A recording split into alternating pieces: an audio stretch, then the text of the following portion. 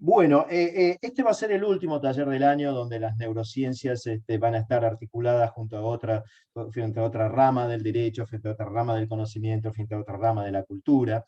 Y por eso me es muy grato hacer este taller con Carolina, que Carolina es hiper especialista en estos temas. Carolina está doctorada por la Universidad de Rosario. Carolina tiene maestrías y estudios relacionados con derechos internacionales y derechos humanos internacionales. En la revista en la cual dirijo para Microjuris es columnista habitual de lo que es neurociencias y educación, neurociencia y perspectiva de género, con lo cual yo me voy a encargar de dar una parte genérica de lo que es este taller y después vamos a tratar de escuchar y entender un poco lo que Carolina nos va a contar en la segunda parte del taller. O sea, que en esta ocasión este taller va a estar dividido en dos ciclos. Yo voy a dar la parte general en unos 45 o 50 minutos, donde voy a estar, es necesario, yo sé que algunos de ustedes ya estuvieron conmigo, pero igual es necesario reflotar algunos conceptos, refrescarlos, volver con algunos ejemplos, algunos ejercicios de matemática, para estar un poco más ágiles, para cuando después Carolina intervenga y se meta de lleno en lo que es la perspectiva de género. Bueno, para los que no me conocen, el taller es completamente participativo. Es más, recomendamos y solicitamos, incluso rogamos, y si todo esto falla vamos a obligarlos a participar, cosa de que haya un mayor intercambio y que podamos establecer, porque hay muchos ejemplos de la vida de cada uno de nosotros, hay muchas cosas que son lindas interactuar. Entonces, las maneras de actuar e interactuar son dos. Una, el chat. Si van a usar el chat, no, imagínense que yo hablo, leo en simultáneo y me cuesta mucho comer chicle. Entonces tengo que coordinar una serie de actividades y mi neurólogo me dijo que ya no estoy para estos trotes. Entonces, si van a usar el chat, por favor, que sea la pregunta o la participación lo más escueta y precisa posible. ¿Por qué? Porque va a estar Silvina del otro lado, Carolina muy atenta y el que habla también mirando, pero a veces es muy difícil retener cosas muy complejas o muy largas, oraciones muy largas.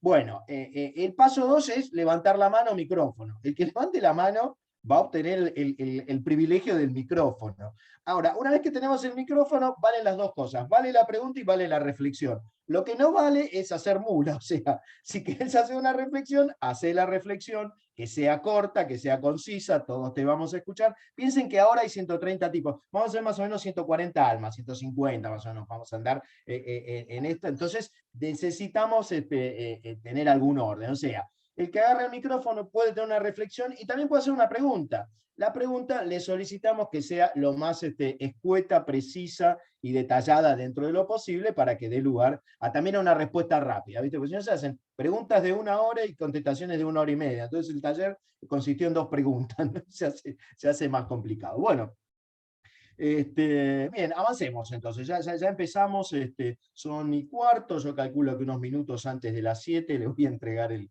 bastón de mando a mi compañera Carolina. Bueno, en esta primera parte yo siempre la enfoco como un primer tópico, en el cual trato de ver cómo se articula la neurociencia con el derecho, o dicho de otra manera, qué tendrá que ver la neurociencia con el derecho.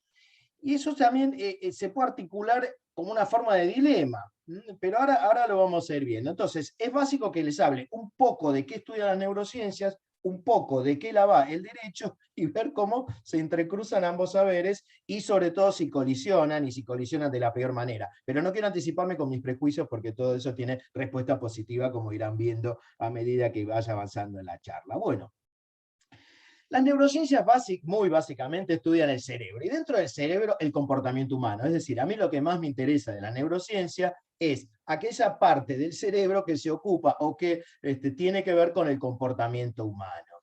Entonces vamos a empezar con las definiciones científicas. ¿Qué es el cerebro? Bueno, definición científica para abogados. Sería algo así. Es un cacho de sustancia de 1,5 kilos que está ubicado en el medio de la cabeza entre dos orejas. Esa definición no es mía, es de Barack Obama en un congreso internacional para una comunidad científica. Dijo, bueno, miren, este es el problema con el cerebro. Es un cacho de sustancia de 1,5 kilos que está en el medio de la cabeza entre medio de dos orejas. Esa definición es representativa, es cierta, porque nadie puede decir que el cerebro esté ubicado o localizado en otro lugar, y tiene un dato que es relevante, el primer dato relevante, pesa 1,5 kilos. un mamífero de los otros que no son Homo sapiens, el resto de los mamíferos tienen cerebros de 600 gramos, 700 gramos, 500 gramos. Esto te da la idea de que vos tenés 3 veces más cerebro. Y esto también explica muchísimas cosas. Entre otras, explica por qué los mastodontes desaparecieron y nosotros seguimos haciendo distintas cosas, dando clases por Zoom. Viene la pandemia, damos clases por Zoom. Viene la pandemia, hacemos una vacuna en 7 meses, qué sé yo. Hacemos cosas que hacen las criaturas que tienen 1,5 kilos de cerebro. Hay 2 cosas que quiere hacer esa criatura. Una, que no la maten, y otra, reproducirse. O sea, básicamente nos vamos con 2 instintos. El de perdurar, es decir, que no nos maten, seguir vivos, y el de reproducirnos. Entonces, a partir de ahí se organiza todo lo que a mí me interesa del cerebro. Ahora, ¿cuál es la complejidad de una sustancia que pesa 1,5 kilos? Parece no mucho, uno agarra una plastilina 1,5 kilos y no parece muy difícil de descifrar. Lo que pasa es que adentro de esa plastilina, adentro de esa sustancia, hay un pequeño ejército de 100.000 millones de neuronas. Y esas neuronas tienen neurotransmisores, fabrican distintas sustancias, por ejemplo la dopamina. Hay un científico argentino que se llama Mario Sigman que dice que en definitiva el cerebro parecería ser una gran factoría, una gran factoría, una gran fábrica de dopamina. Bueno, en el cerebro, como todos ustedes saben, se originan los sentidos: tacto, olfato, vista, oído, audición. Depende del sistema neurológico, del sistema cerebral. Y también las emociones: la ira, el llanto, la tristeza, el amor, el sexo. Todo eso también tiene que ver con actividad neuronal. Y finalmente los impulsos. Como les decía, la dopamina registra instancias de placer. Entonces, frente a la instancia de placer, no te da el placer, porque si no, después me dicen, bueno, si no, tomamos a la farmacia a comprar dopamina, y también es problemático. Después averigüen qué pasa cuando falta dopamina y qué pasa cuando sobra dopamina, porque ahí parecería que el cerebro tiene que moverse de manera un poco aristotélica, buscando caminos intermedios para no contaminarnos de dopamina y que terminemos siendo puro impulso, y para tener un poquito de dopamina para movernos un poco hacia esa gratificación, hacia ese placer, hacia eso de no me mates y déjame que me reproduzca. Entonces, vemos que el cerebro tiene actividad emocional, actividad sensorial y actividad impulsiva. Entonces, bueno, esas son las 3 cosas. Ahora, entonces me pregunto, ¿y qué tendrá que ver esto con el derecho? Bueno, entonces, cuando yo te digo que el cerebro trata de emociones, trata de sentidos y trata de impulsos, te estoy diciendo que sos vos, es el ser humano, que tenemos emociones, tenemos impulsos y tenemos sentidos. Entonces, el cerebro, en definitiva, te está hablando del ser humano. Somos ser humano en la medida que seguimos estos mandatos o esta organización que nos da o que se estructura a partir de una sustancia que pesa 1,5 kilos. Bueno, eso hace la neurociencia. Uno dice, ¿qué hace el derecho? Bueno, el derecho es el gran regulador de conductas. Entonces, fíjate esto. Vos tenés el cerebro, te describe, la neurociencia te describe cómo funciona o cómo opera el comportamiento, cómo opera la mecánica de la emoción, cómo funciona, qué es esto de tener emociones, qué es esto de tener impulsos. Es descriptiva, como toda ciencia dura, describe, esto pasa en el cerebro, y frente a estos estímulos pasa esto, además generan neurotransmisores que traen información del exterior y la procesan y hacen esto, y generan dopamina y otras tantas otras hormonas y sustancias. Bueno, la ciencia nos describe eso. Y el derecho, bueno, el derecho no describe, el derecho prescribe. Entonces el derecho dice, mira, esto podés hacer, esto no podés hacer, vos tenés que hacer esto, vos no podrías hacer esto. Entonces acá viene este falso dilema que yo propongo, este dilema un poco retórico, que es, ¿qué pasa si hay, lo pregunto, pero es casi es una respuesta, ¿no? Es casi una respuesta formulada a la pregunta. ¿Qué pasa si hay un nivel de contradicción entre lo que la neurociencia o los neurólogos nos describen acerca del cerebro humano, es decir, acerca del comportamiento humano, y lo que el derecho prescribe? Bueno, si pasa eso, si no hay una buena junta, una buena combinación, un buen entendimiento, una buena articulación de lo que la ciencia te dice que vos tenés adentro de la cabeza y lo que el derecho te dice cómo es que tenés que portar, tenés un lío bárbaro. Entonces, como no me quiero anticipar con respuestas demasiado fuertes hacia el comienzo del taller, digo, mira, El derecho te define así al acto humano. Tenés que agarrar el artículo 260 y te dice qué es el acto voluntario. Bueno, el acto jurídico es el acto humano voluntario que tiene discernimiento, intención y libertad. O sea, para el derecho, el acto es intención, discernimiento y libertad. Sobre todo piensen en esto, es discernimiento. ¿Qué es discernimiento? Bueno, la capacidad de entender algo, de entenderlo cómo, de entenderlo con la razón. ¿Y para qué te dice? Para eso tenés un cerebro de casi 2 kilos, ¿viste? ¿Cómo no vas a entenderlo? Bueno, ese es el derecho. De vuelta, el acto voluntario es el que tiene intención, discernimiento y libertad. Discernimiento, intención y libertad según el artículo 60. Y el 261, el inciso A del 261 te dice, mira, es involuntario el que fue dado cuando estás privado de la razón. O sea, parecería que para el derecho la razón es el eje. Y tenés razón cuando tenés discernimiento, y ergo tenés voluntad, y no la tenés, o sea, procedes involuntariamente cuando estás privado de la razón, y te da otros ejemplos más. Bueno, esa es la definición de derecho. Vamos a ver cómo funcionamos de verdad, ¿no es cierto? ¿Qué nos pasa de verdad? Es muy lindo lo que dice el 260, que era el viejo 897, es realmente lindo y es fácil de entender. Ahora vamos a ver cómo funcionamos de verdad. Primero, les quiero hablar de un científico, por ahí lo conocen, tengo que ir rápido porque le tengo que entregar esto a Carolina dentro de unos minutos, entonces tengo que ir rápido. Entonces, les quiero hablar de un primer científico, lo voy a anotar, lo voy a anotar para que todos lo vean, everyone. Se llama Benjamin Libet. Perdonen a los que repito, ¿no? Nació en 1916, muere en el 2007. 2007, es un estadounidense que pasó toda su vida haciendo estudios neurológicos. Hacia los 80, o sea, hacia el final del siglo XX, este hombre ya empezó a manejar tecnología que estaba relacionada con el escanear, es que empezó a escanear las reacciones cerebrales. Entonces, nos explica un poco la mecánica de la conducta, del comportamiento. Siempre doy un ejemplo, vamos a ir rápido con este ejemplo. Hasta Libet, por marcar un milestone arbitrario, dice, hasta estos estudios que fueron confirmados, uno pensaba que la acción era, tengo ganas de tomar agua, agarro el agua y la tomo. Entonces, parecería que había dos movimientos, y los dos eran conciencia, acción. Entonces,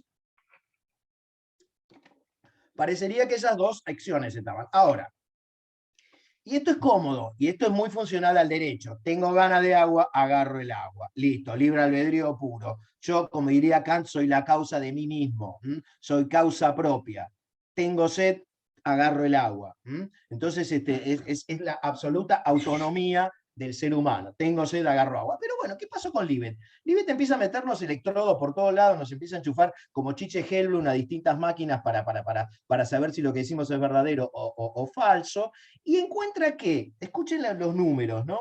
0,5 segundos antes de este paso, es decir, tengo ganas de agua, parece que medio segundo antes en el cerebro algo pasó, había actividad neural. ¿Qué era esa actividad neural? Un impulso. ¿Viste cuando prendés el fósforo? Vos ves el fuego cuando se incendió todo, pero hubo un fosforito primero. Bueno, ese fosforito no lo ves. Cuando vos no ves algo, llámalo como quieras, esa actividad invisible es inconsciente, porque no la percibís. Vos tenés, entonces, según Libet, tenés tres movimientos.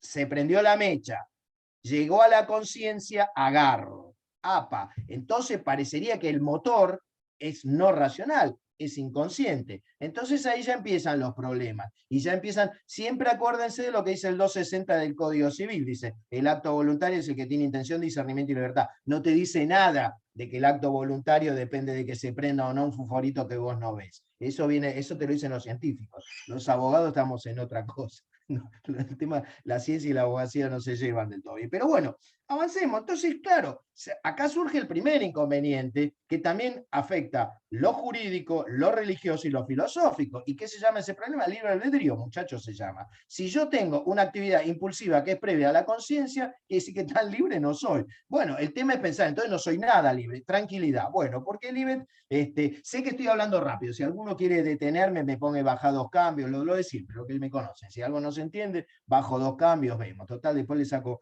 la afano unos minutos a Carolina y listo. Bueno, vamos. Entonces, bueno, lo que dice Libet para solucionar esto es, ok, escuchen esto, dentro de esos medio segundo antes y la acción que se concreta en agarrar el agua, vos tenés un cuarto de segundo, o sea, 0,25, o sea, la mitad de medio, un cuarto de segundo para lo que es el arrepentimiento o la regresión de la actividad.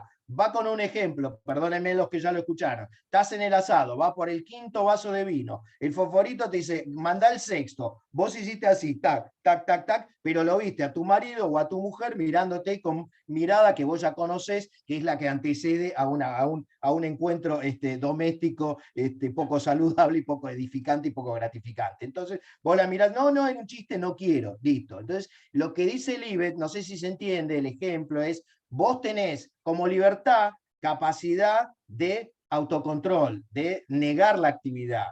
Pero bueno, quiere decir que la libertad no es elegir entre dos opciones, sino la capacidad que tengo de frenar el impulso. Parecería que es distinta entonces la libertad. Pero avancemos, porque tampoco vamos a comprar todo el paquete Libet. Solamente estoy diciendo que, guarda, vos medio segundo antes y el cerebro democrático no tiene nada, no te consulta. O sea, no es como el discernimiento, espera que me rejunto con los muchachos en sala de profesores, vemos. No. Una vez que prendiste dopamina, parar es casi imposible. Si no, pregúntenle a los pibes que van a 200 kilómetros por hora y quieren más, ¿viste? Una vez que se arrancó la dopamina, no la parás más. Eso después Carolina tiene ejemplos a patadas de lo que pasa cuando los chicos son muy impulsivos. Bueno, veremos. Bien.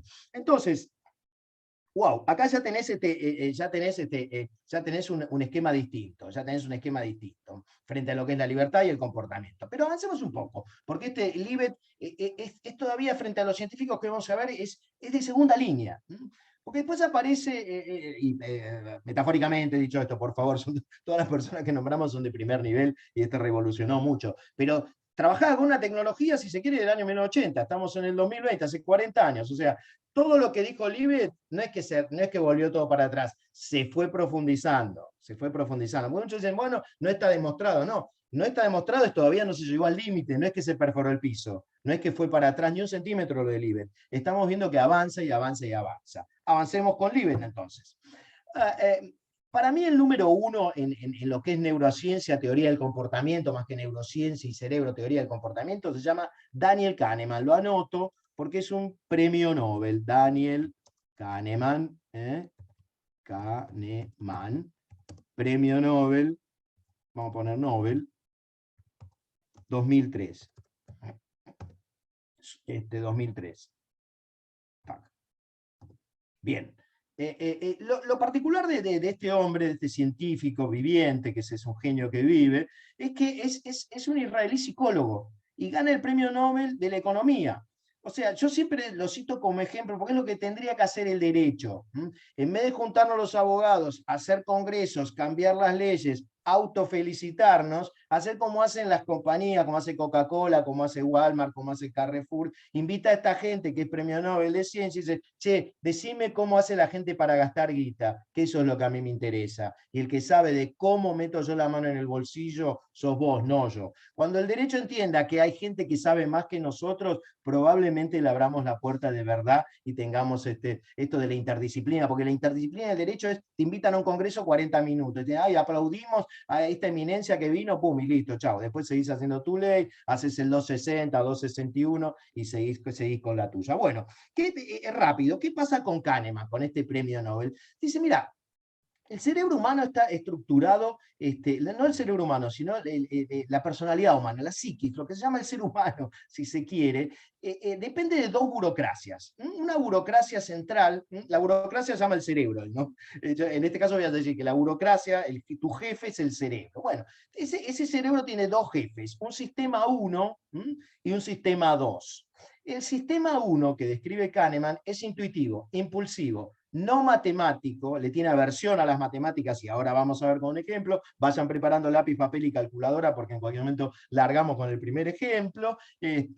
Bueno, ese es el sistema 1. Emocional, intuitivo, no estadístico, le tiene aversión, bronca y rechazo a la estadística. No es que los argentinos no queremos escuchar, no. El ser humano le tiene aversión a la estadística. ¿Por qué? Porque le cuesta, porque cuesta. ¿Por qué? Bueno, porque está dominado por el sistema 1 que de vuelta, impulsivo, automático, emocional y no matemático. El ejemplo más rápido de cómo funciona el sistema 1 es este ejemplo de la flecha. ¿Se ve, Carlos, la flecha? ¿La ven?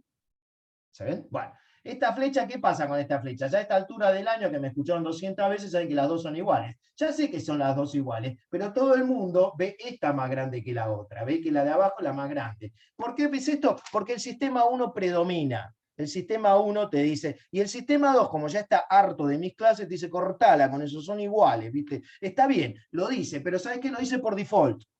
Escuchen esto, lo dice por default. Lo que primero ves es la flecha larga y la flecha corta. Después lo tenés al vigilante del 2 diciéndote, no te avivás más, vos siempre caes en la misma. Bueno, ok.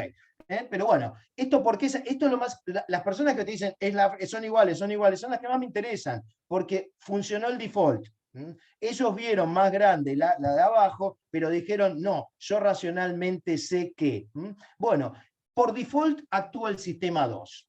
¿Qué pasa con el sistema 1? El sistema 1, vamos a una metáfora futbolera, es como ese 5 de cancha que pide la pelota siempre, dame, pasame, yo puedo, manda al centro, manda acá, siempre se muestra, siempre quiere la pelota. ¿Qué pasa? Y bueno, ¿qué pasa? Que tiene tanta actividad que no le salen todas bien. De hecho, muchas le salen mal. Ahora, eso lejos de decirle, bueno, llamate a recato, deja en paz a este pibe porque lo hace meter, catrasca se llama el sistema 1, me hace meter de una para meterme en otra peor, ¿viste? Bueno, no, lejos de eso, el tipo sigue. El 1, ¿por qué? Porque es automático, no para nunca, nunca. Nacés con 1, morís con 1. ¿Y qué pedís? La pelota todo el tiempo. Ahora, pedís mucho la pelota, metés pocos goles. O hay goles que te perdés increíblemente. Bueno, ¿qué pasa con el 2? Bueno, el 2 es lo contrario. Entonces lo contrario. El sistema metódico, riguroso, calculista, estadístico, es un tipo implacable. Es un tipo también insoportable, ¿viste? Pero bueno, esa es otra cosa en materia de otro taller, ¿no? Esas personas que tienen un predominio absoluto del sistema 2 son realmente insufribles, son insoportables. Pero bueno, claro, ¿viste? Este tipo dice, no, entró un mosquito allá, ¿y por dónde entró? Y por la cerradura que dejamos abierta. Esa gente, ¿viste? Que no, bueno, cada uno sabrá cuánto de 2 tiene y cuánto de 1 tiene, ¿viste? Eso, y cuán feliz es con la repartija, con ese sistema distributivo del sistema nervioso central. Pero ¿sabes qué?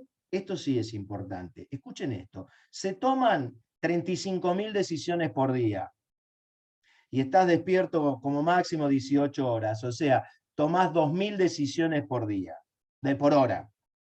¿Escuchaste? Tomás, sí, yo cuando lo dijo el profesor Frugoli, también de Rosario, claro que lo debés conocer además, lo llamé y le digo, Martín, Ese es un datazo. ¿viste? No sé Bueno, si yo lo no lo podía escucharon, creer. repetilo porque vale la pena que lo repitas. Aparte así vuelven. 35.000, y les voy a contar la anécdota, 35.000 decisiones por día, toma, ¿viste? ¿Apago el despertador o lo prendo? ¿Voy a trabajar o no voy? ¿Cuántos días me van a descontar o no? ¿Viste? Empezás a tomar decisiones, la dejo, me deja, te dejamos, qué sé yo. ¿Viste? Son distintos también, son distintas clases de decisiones, pero bueno, en el overall, en el conjunto, vos tomás 2.000 decisiones por día, si dormís 6 horas, si dormís más, por ahí tomás un poco menos, pero creo que el número es grande. Lo llamé a Martín, mi querido amigo Martín Frugoli de Rosario, y dije, Martín, es cierto, yo no puedo creer que un tipo como yo, tan limitado como yo, tome 35.000 decisiones por día. Y me mandó unos links de unas universidades norteamericanas, y efectivamente, claro, no es que tomás la gran decisión, no es que definís la guerra atómica, ¿viste? Decidís qué hago, tomo ahora o tomo después, ese tipo de cosas, pero son miles.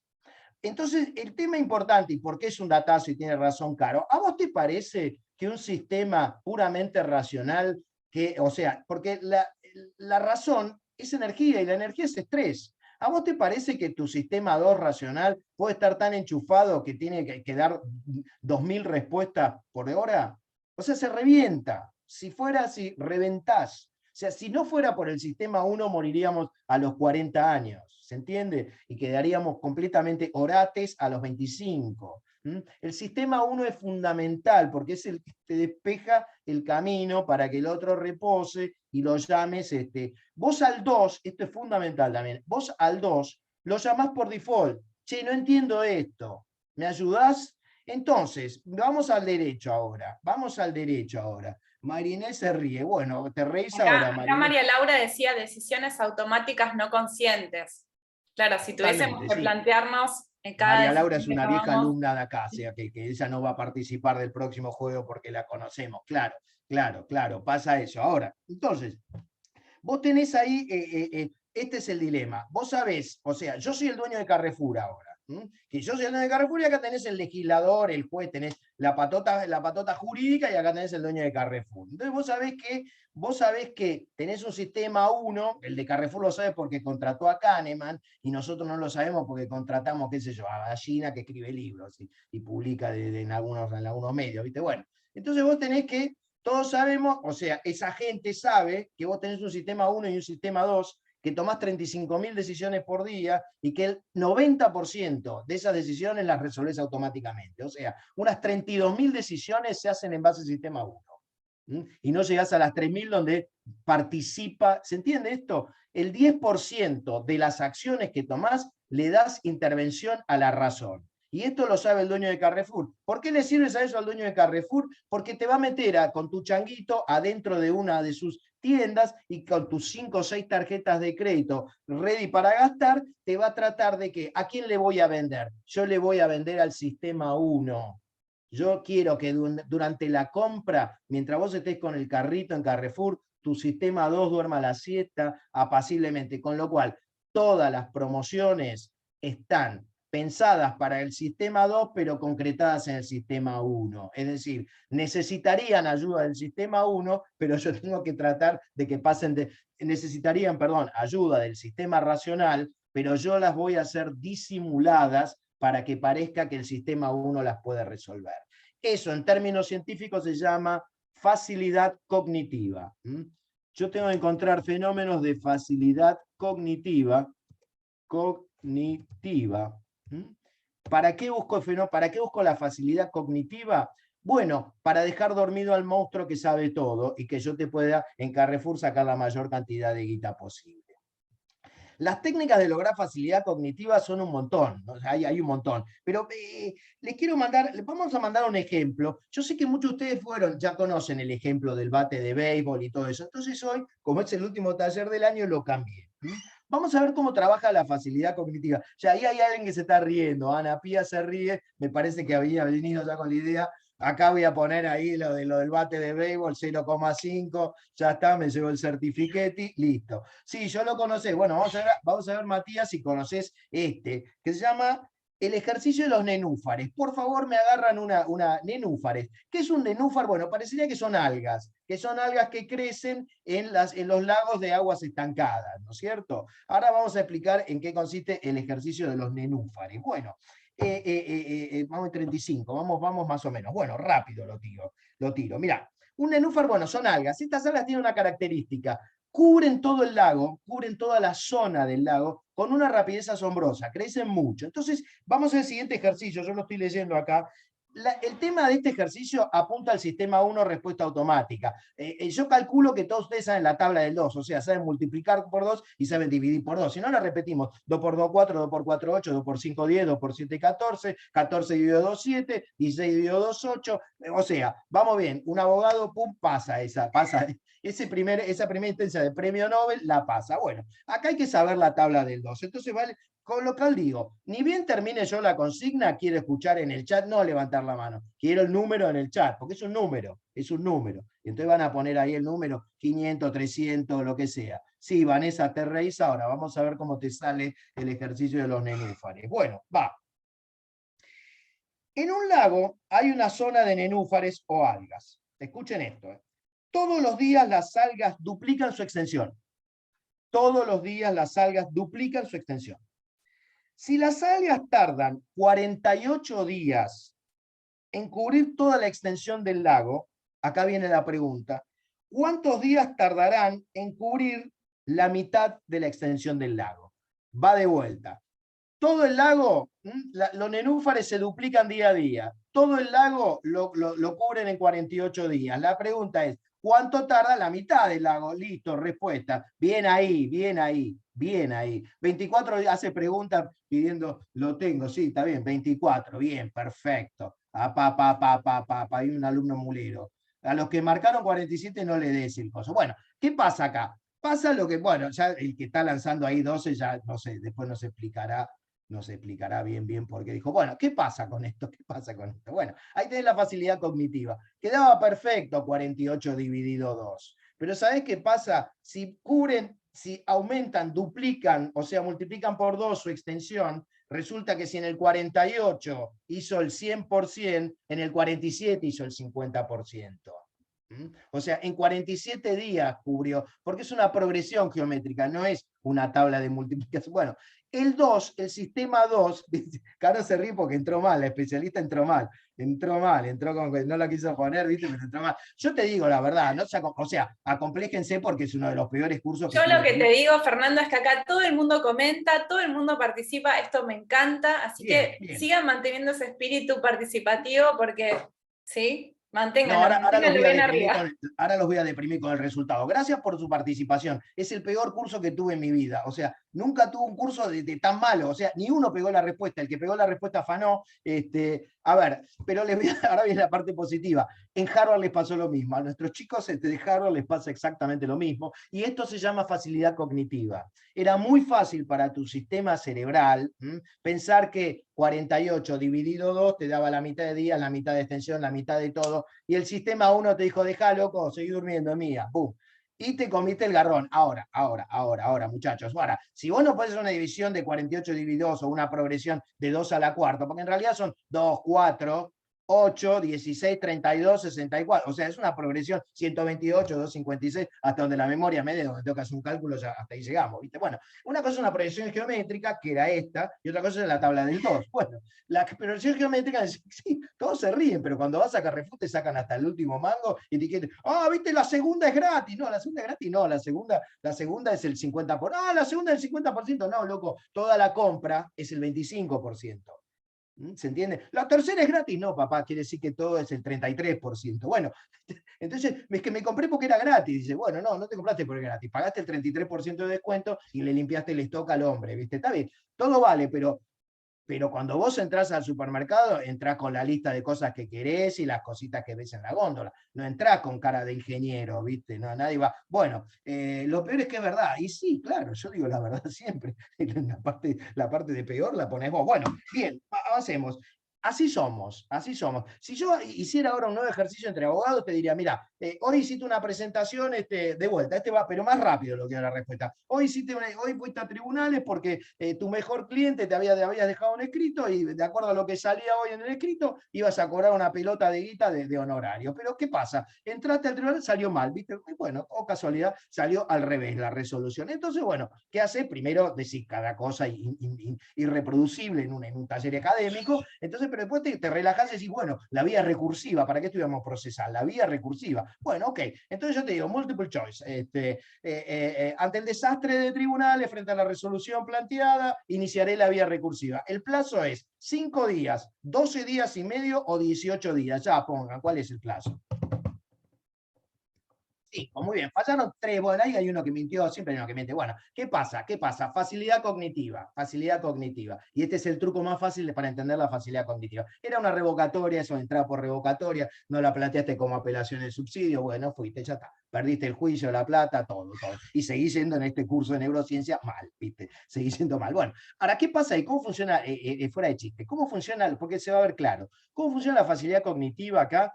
Te puse 2 mentiras grandes en el medio de una fácil. Vos estás muy acostumbrado a ver plazos de 5 días. Viste, plazo de 5 días por todos los 5 días para contestar las excepciones, 5 días para apelar, 5 días para notificarte de tal o cual cosa. 5 días es un plazo casi genérico en el derecho procesal civil y comercial, ¿no es cierto? Y el plazo 12,5, no. Entonces, si yo te daba el ejemplo, tenés que iniciar la vía recursiva y tus plazos son 12 días, 14 días o 17 días, lo ibas a mirar 3 veces. A la tercera vez el sistema 2 iba a levantar y te iba a decir, no, flaco, por ahí no va. Acá hay algo raro, fíjate. ¿Entendés? Bueno, así funcionamos. El sistema 2, frente a un hecho muy notorio, actúa. Pero cuando hay facilidad cognitiva, reposa. Entonces lo que tengo que hacer es ponerte grandes mentiras al lado de posibles verdades. Para mis amigos piratas y piratos, nunca mientan del todo. La mentira es un sofisma muy sofisticado que no va a la totalidad, ¿no? Hay que mentir poco y sobre historias cortas, ¿no? Porque cuando la historia se hace larga, ¿viste? Es imposible controlar todas las variables, ¿eh? Y esto tiene que ver con la facilidad cognitiva. Conté historias rápidas, sencillas, que se entiendan. Este es el ABC de la publicidad. publicidad. Historias muy rápidas vos a un error lo haces. Había otro ejemplo que ponías 2 fechas falsas, pero una fecha la ponías, no se podía leer bien o letra muy chiquita, y otra falsa la ponías muy clara, muy bien marcada, y la gente elegía la que era más clara y más fácil. Con los apellidos pasa lo mismo. ¿Quién es un genio? ¿López o después un apellido Semenewich, ¿viste? Y no, la gente elegía que el genio era López. ¿Por qué? Porque le resultaba más fácil al sistema 1 determinar López y no Semenewich, por ejemplo, ¿no? Hay 100 millones de esos ejemplos. Bueno, pero ese es el ser humano. Recuerden, ese es el ser humano. El 260 del Código Civil y Comercial te dice que sos intención, discernimiento y libertad. Fíjense cómo nos vamos de a poco, a medida que vamos nombrando premio Nobel, nos vamos alejando de ese artículo 260. Pero quiero apurarme, quiero ir con todo, porque quiero meterme también un poco en neurociencias. Otro autor famoso, que también lo voy a nombrar porque es Richard Thaler. Richard Taylor. Este es de 1945, premio Nobel, economía también, 2017. Ojo, Bueno, me interesa Taylor, ¿por qué? Bueno, pues mira, además de lo que dice Kahneman, de que actuamos de las 35.000 decisiones, 32.000 son por sistema 1, tenemos otras 2 características que nos hacen aún más vulnerables. Uno, somos sumamente optimistas. Y además tenemos bajísimo autocontrol. Y el ejemplo que da es Ulises. Claro, vos a Ulises, que era como una especie de James Bond de la mitología griega, le salían todas bien, pero el tipo era un capo, ¿viste? Claro. ¿Y cómo hace para escuchar las sirenas? Y bueno, es muy sencillo la técnica de Ulises. Dice, bueno, los marineros abajo laburando con los oídos tapados. El jefe arriba del palo, en el palco principal, atado, entonces escuchó las sirenas y el barco no encalló y no cayó en la temible tempestad de las tentaciones, como diría Oscar Wilde, que era otro de los que sabía bastante de esto, ¿no? Bueno, eso bueno, pero ¿quién puede privarse de las tentaciones? ¿Quién puede privarse de las tentaciones? Pero ese es el punto. Ahora de vuelta, vayamos al supermercado Carrefour. Vos imaginate que sos un tipo que no sabe lo que es dividir, no sabe la tabla del 2, o sea, no supo resolver un ejercicio bastante fácil, por cierto, y además tiene 5 tarjetas de crédito con bastante límite, y no se sabe controlar. Y el dueño de Carrefour contrató a Kahneman para que le haga las publicidades. Y por el otro lado tenés la justicia, el poder judicial, tenés el poder legislativo, o sea, tenés un conjunto de leyes anacrónicas que atrasan unos 70, 80 años, implementadas por un poder judicial que es más conservador, inimaginablemente conservador y reactivo a cualquier cambio. Tenés un problema, sí, tenés un problema. Bueno, muchachos, por acá vamos bien, vamos más o menos bien, supongo que sí, asumo que sí. Bueno, al menos tenemos la guía de Ana que dice que sí, acá Fiorella dice que sí, así que bueno, ya con ese pequeño esquema, otra cosa muy interesante, con esa pequeña base de datos de 2 personas, 3, yo ya digo, va perfecta mi clase, hay 100 tipos, los dos, ¿viste? Pero ¿viste? Hacemos también de las relaciones causales una especie de apotecma. Bien, ¿qué nos pasa con ese pensamiento tan optimista? Bueno, lo que dice otro pensador muy, muy interesante, que es Dan Ariely. Dan Ariely es un capo, pero ya es casi un stand-up el loco este. Ojo, es un académico de nota. Dan Ariely es un tipo mucho más joven, es de 1968, y trabaja en MIT, en una de las grandes universidades del mundo norteamericanas. Bueno, este hombre, MIT es la Universidad Tecnológica de Massachusetts, entonces es una de las 10 mejores de Estados Unidos, compite con Harvard, bueno, un capo el hombre este. Pero bueno, ¿qué dice él? Bueno, él desarrolla una teoría que es la teoría de la intertemporalidad de las decisiones. ¿Qué quiere decir esto? Las decisiones frío-calor. O sea, el plan de acción se toma en frío, pero la decisión final se toma en caliente. Entonces vos cuando tenés estas 2 planos, estas 2 temperaturas, ahí la cagaste. ¿Por qué? Vamos con un ejemplo. Te levantaste a la mañana, prendiste la luz del baño y viste que tenía 16 kilos de más. Entonces, ¿qué hiciste? Apagaste la luz rápidamente, te agarró un ataque de pánico escénico, y empezaste a hacer juramentos de todo tipo. Estrategias que van desde la dieta de la rúcula, comer durante 6 meses rúcula, un huevo por año, ponerle bla, bla, bla, bla, bla. Eso lo haces a las 7 de la mañana. Pero después eso lo tenés que concretar al mediodía, a la 1:15 de la mañana, del mediodía, cuando el mozo de la pizzería que está en la Valle, ponele la Valle, ¿y cuál estaba? La Valle y Corrientes, puede ser, sí. Bueno, ponele que estaba ahí, te trae el pan de pizza. Y el pan de pizza decís, tráeme 6 paneras, ¿viste? Bueno, pero ¿qué pasó? Ahí tenés el frío-calor. Vos tomaste la decisión en frío y la concretaste en calor, por eso fallás. Por eso falla el alcohol, por eso falla la drogadependencia, por eso fallan mucho los chicos. ¿Por qué? Porque son muy optimistas a la hora de elaborar el plan y tienen muy poco control a la hora de calcularlo. Richard Taylor te hablaba de que funcionamos como un telescopio defectuoso. ¿Qué quiere decir eso? Vemos muy bien de cerca y muy mal de lejos. Y hay ejemplos de niños, los ejemplos de niños son los mejores, ¿no? Dicen, me pusieron a 4 o 5 niños, 5 años, cuando digo niños de verdad, 5 o 6 años encerrados en la salita del 5, ponele, con las galletitas Oreo. Entonces le decían a los nenes, la maestra decía, mirá, Fernandito, acá te dejamos con 2 Oreos, pero si cuando viene la maestra, las 2 Oreos siguen en pie, siguen ahí en el plato, te va a dar 4 Oreos la maestra. Entonces Fernandito dice, uy, qué bueno, qué onda, bárbaro, pum. Pero le cierran la puerta y lo dejan solo con las 2 Oreos. Y después los miran, ¿viste? Van los científicos y miran a todos los nenitos. Se desesperaban los nenes, les sentían el olor a las Oreos, miraban, no sabían qué hacer, se ponían pastillas. La mayoría se lo morfaba. No podía calcular ese beneficio, ese riesgo costo-beneficio, que decía, bueno, esperá a la seño y te llevas 4 Oreos, ¿viste? Y después podés manejar a todo el grupo. Empezás como, sos el puntero del jardín de infantes, empezás a repartir Oreo. Bueno, nada, son ideas que uno le dice, si me dan a mí el cargo de director de kindergarten, tendría, en fin. Bueno, ahora, ¿cómo termina este experimento? Lamentablemente, bueno. ¿Cómo termina este experimento? Viste, los americanos son medios obsesivos, ¿no? Y parece que guardaron esa base de datos de esos niños y 25 años después buscaron a la mayoría de los participantes, o a un número, para ver cómo les había ido y qué relación había entre el poco control y el éxito, entre comillas, en la vida. Y efectivamente, los niños que habían demostrado una tendencia más impulsiva eran los que menos logros habían obtenido, eran los de mayor repitencia, eran los embarazos más prematuros, eran esas cosas que entonces se establecen algunas relaciones. ¿Y por qué digo esto? No por el resultado, que esos resultados siempre hay que mirarlos con lupa y con el mayor detalle posible, ¿no? Pero ¿sabes para qué lo digo? Estas cosas no se arreglan cambiando la ley de defensa del consumidor, no nos engañemos. Vamos a repetir leyes malas. Estas cosas se arreglan en el colegio. Vos tenés que meter al pibe desde el año hasta que se muera, si es posible, la mayor cantidad de horas con la seño, el profe, la maestra, el maestro, con quien sea, explicándole, no comas tanto, deja para después. Te enseñan, eso es un hábito. Caro sabe mucho más que yo de esto y después los podrá por ahí avanzar con el tema. Bien, estamos llegando al fin, pero les quiero decir que no necesariamente somos impulsivos, somos mucho peor que eso, porque tenemos razón, y la razón la usamos de la peor manera. Y acá les voy a nombrar a otro autor que es fantástico, se llama John Bargh. No sé si lo estoy escribiendo bien, qué sé yo, Bargh.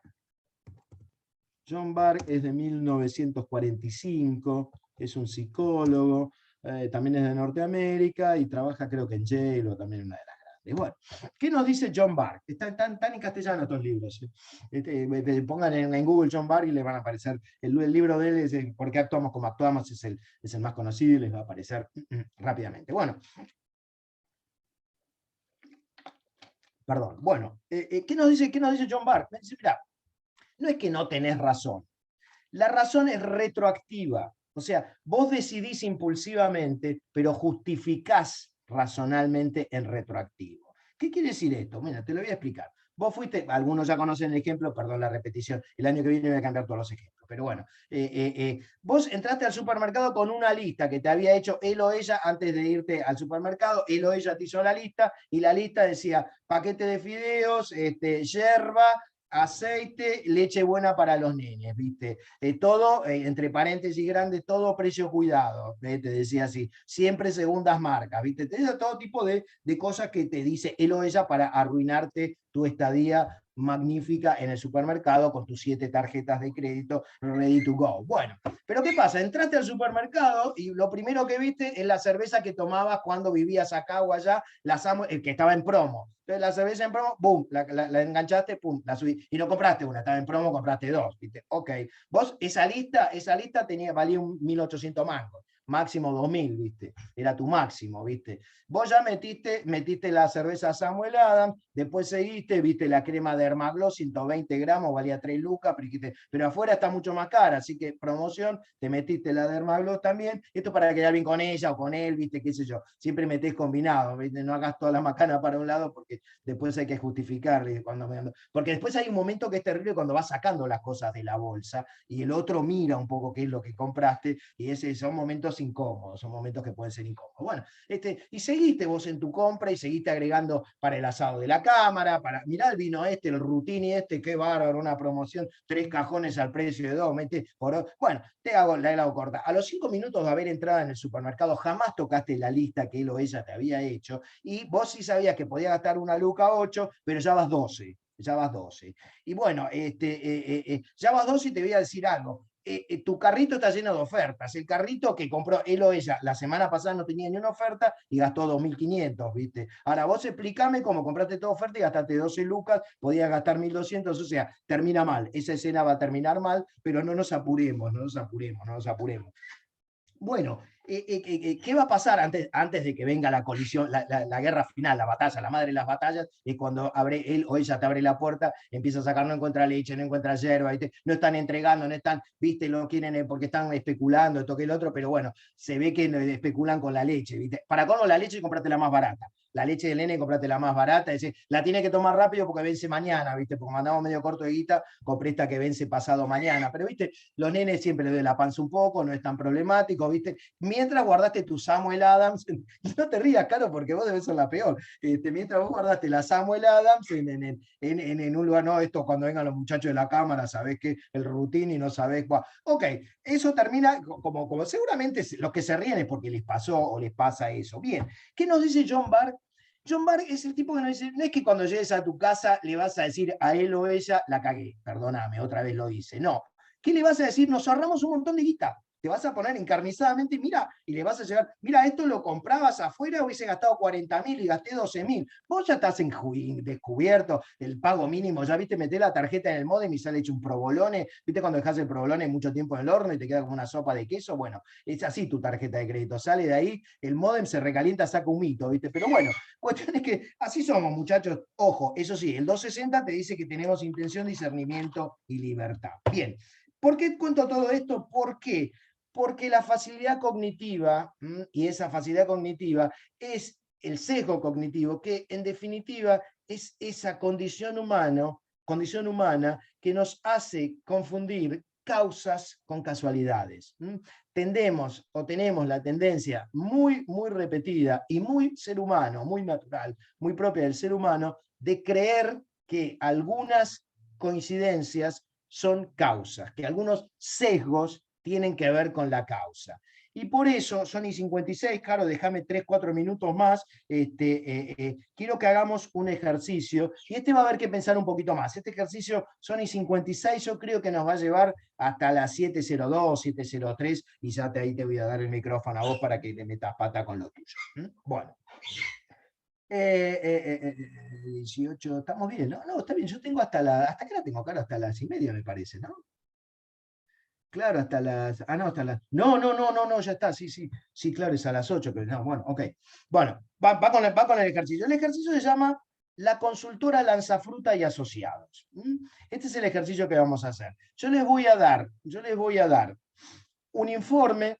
Lo que les voy a dar, el informe que les voy a dar es de verdad, es cierto, está comprobado. Y lo saqué de un libro, lo saqué de uno de los libros de Kahneman.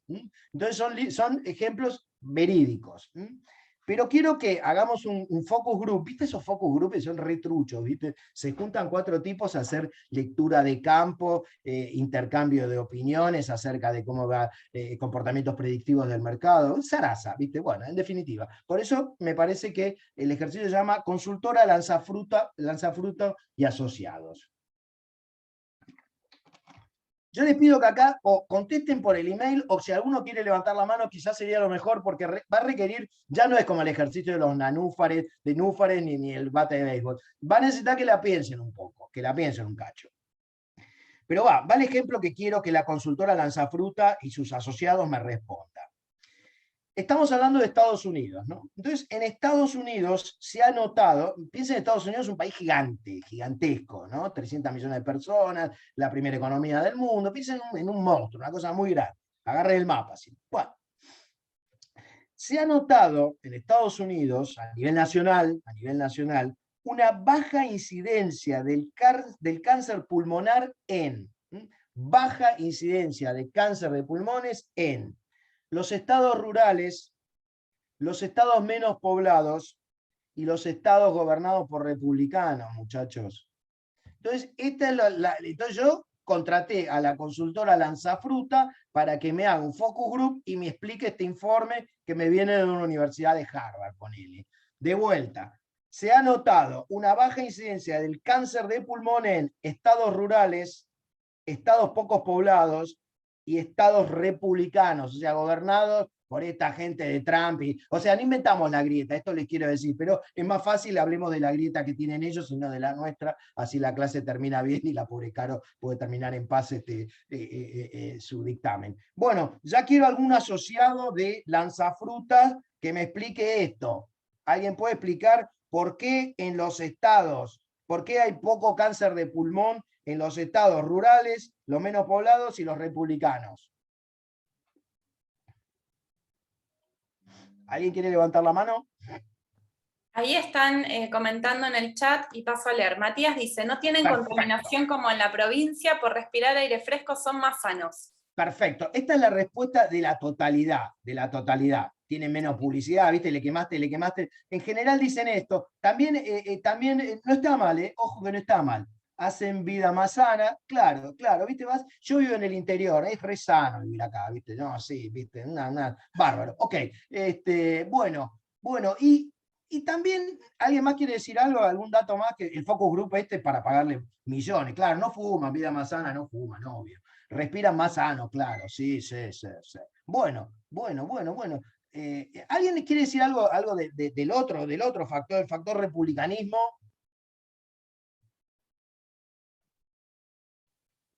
Bueno, los republicanos, les complemento, decían todo esto que ustedes dicen, pero bueno, parte de los focus group especializados norteamericanos decían, ¿viste?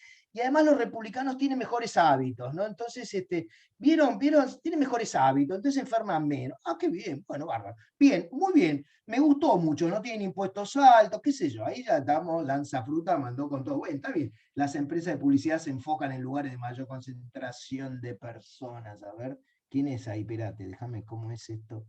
A ver, me interesa un poco más. No sé, bueno, qué sé yo. Bueno, no sé. Bien, bueno, Lanzafruta 1. Vamos a Lanzafruta 2.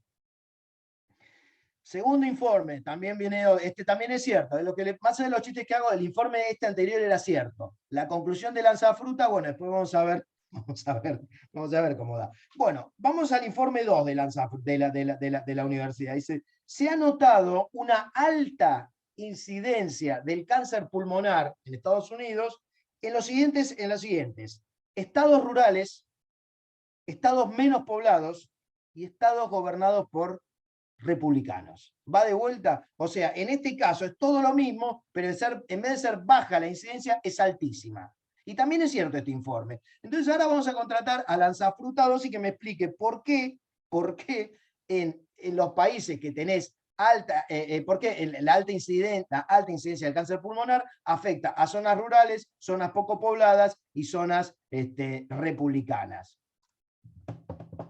Perfecto. Matías parece el norteamericano medio. Matías es Simpson, ¿eh? Matías es Simpson porque le apegó clavado. Perfecto. Fíjate vos, también decían eso, las encuestas daban que, acá es alta porque los estados republicanos, los gobernadores republicanos, ¿viste? Siempre están cortando la guita, cierran los hospitales, ¿viste? Llegan los republicanos, se cierran todos los hospitales, entonces la gente se muere. Bueno, esa era la explicación que daban, y le agregaban que además que en los estados rurales la gente se aburre y fuma, qué sé yo. Claro. Bueno, ahora vamos a la respuesta correcta. Lo raro de esto es que todos los encuestados focalizaron en los extremos. ¿Se están entendiendo? ¿Me entienden? ¿Se entiende más o menos? ¿Me siguen el ejemplo o más o menos? ¿Qué pasaba con los encuestados?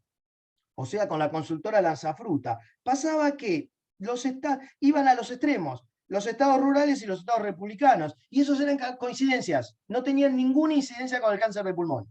En ningún caso. ¿Sabés dónde estaba el punto? En la baja población. ¿Por qué? Porque la baja población, las poblaciones bajas, son las que te dan los extremos de altos y bajos. ¿Por qué? Porque los cálculos estadísticos, cuando lo haces sobre base de datos chicas, tienen ese efecto distorsivo que aparecen como muy bajos o muy altos. O sea, si en mi casa vivo solo y tengo COVID, bueno, el 100% de la población está enferma, o sea, es un lugar hipercontagioso. Pero ¿qué pasa? Estoy solo. Entonces, eso es muy común. Y es muy importante porque es la manera que tenemos de, con nuestros sesgos cognitivos, explicar en base a coincidencias, cuestiones que pueden ser o que son necesariamente causales. Cierro, mirá, 19:03, no te mentí. Déjame 2 minutos más, Caro, porque acá viene la conclusión de lo mío. ¿No será entonces que el sexismo, el machismo, la cuestión de género es un sesgo cognitivo? ¿No podrá ser eso? Y te voy a cerrar con una pregunta que no es pregunta, es una reflexión, que la saqué mirando de estos videitos de YouTube, que son estos Tech Conversation, son fantásticos porque son número 1 que te lo dan, ¿no? En una convención también de hombres y mujeres científicos y médicos, donde había una población de médicas, de mujeres médicas. Entonces le dan la palabra a una médica blanca y a una médica negra. Negra, cuando digo negro, digo afroamericana, ¿no? Para quienes vivimos en Estados Unidos, tiene un peso específico la condición de afroamericano. Bueno, la médica blanca le preguntaban, ¿y qué es lo que muy orgulloso, ¿no? Porque, insisto, era una convención donde se homenajeaba a médicas mujeres, ¿no? Bueno, dice, bueno, yo lo primero que veo, dice la médica blanca, es, me levanto a la mañana y veo, soy mujer y soy médica. Y cuando le dan la palabra a la negra, a la médica negra, dice, yo me levanto, prendo el espejo y digo, no lo puedo creer, una negra mujer médica. ¿Cuál es la conclusión de esto? El privilegio es invisible para quien lo recibe. La mujer blanca jamás imaginó que era un privilegio ser blanca. Sin embargo, la mujer negra le visibilizó ese problema fantástico, asombroso, nefasto que hay entre esa diversidad de tratamiento entre el color de una u otra persona.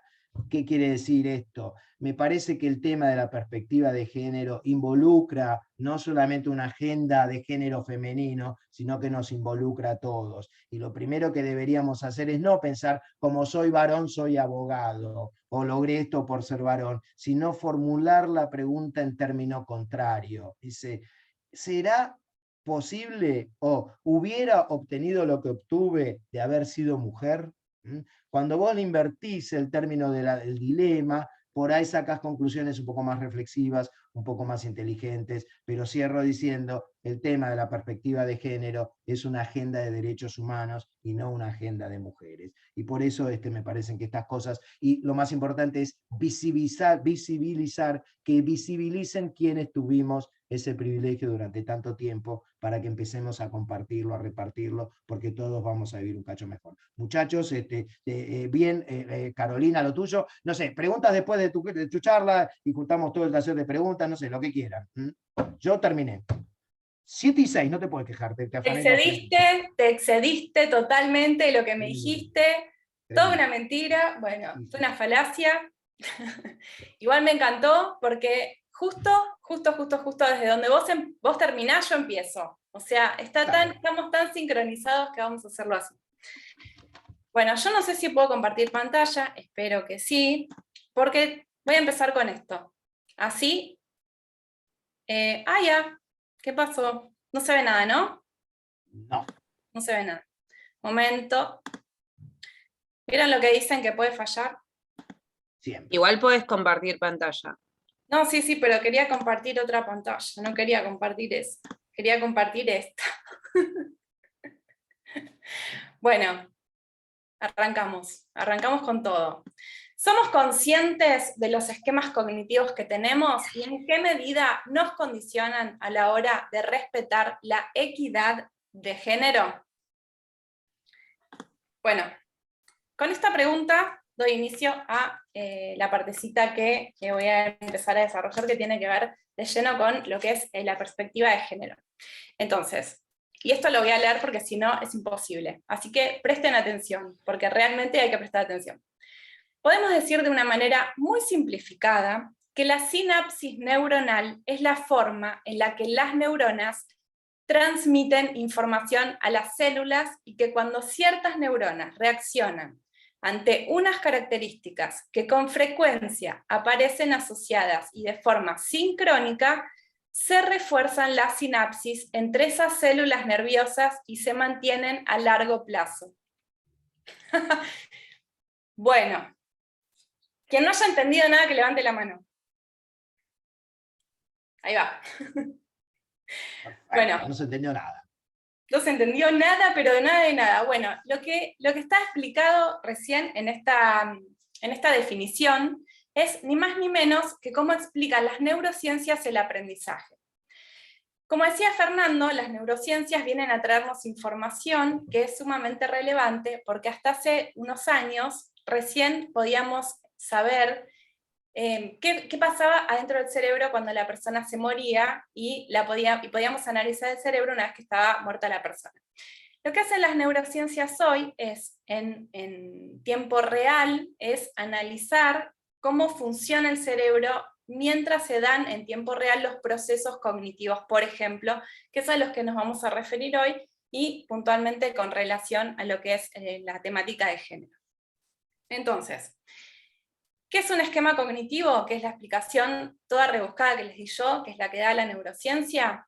No es ni más ni menos que, por ejemplo, si yo les dijera, que es algo que desarrollé en el número anterior de la revista de Neurociencias y Derecho, en la que participo con Fernando, si yo les digo taza de chocolate caliente, un segundo, y todos tenemos una imagen mental, olfativa, gustativa, de cómo es una taza de chocolate caliente.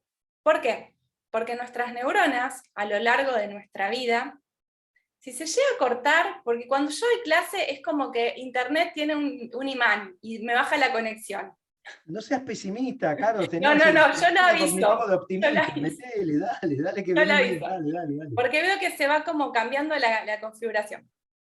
Bueno, entonces, nosotros hablamos de taza de chocolate caliente y tenemos una configuración auditiva, visual, gustativa, de temperatura también incluso, y esto tiene que ver con los esquemas cognitivos. A medida que pasó el tiempo y a medida que nosotros fuimos tomando distintas tazas de chocolate caliente en distintos momentos de nuestra vida, nuestras neuronas hicieron una sinapsis, recorrieron un camino y fueron haciendo conexiones específicas. La taza en general la vamos a imaginar grande, el chocolate negro, con bastante cantidad de azúcar y bastante caliente, y sobre todo si es invierno. Entonces, miren qué fácil que podemos identificar, a diferencia de la definición teórica, lo que es un esquema cognitivo. Y ahora sí, voy a volver a compartir pantalla y voy a pasar a preguntarles ¿cuándo nacen nuestros esquemas cognitivos vinculados a las cuestiones de género? ¿Alguien que quiera contestar? Y yo espero que sí, pero me vas a tener que ayudar, Fer, porque yo no llego a leer porque estoy compartiendo pantalla. ¿Cuándo nacen? ¿Gonzalo es? Me acuerdo de los nombres en una vez y me muero. Verónica dice en la niñez, Elsa dice, me dieron ganas de comer chocolate. Bueno, eso no a lo largo Acá de la tenemos vida, una persona que levantó la mano. Avanti. ¿Cuándo nacen? En la niñez. ¿Para que hay alguien que levantó la mano? A ver, Matías. Mati. Es una construcción de la identidad. En el momento que nacemos, dejamos de ser algo para ser otra cosa, desaprendemos lo que aprendimos para aprender otra cosa. Entonces, desde el momento que tenemos raciocinio.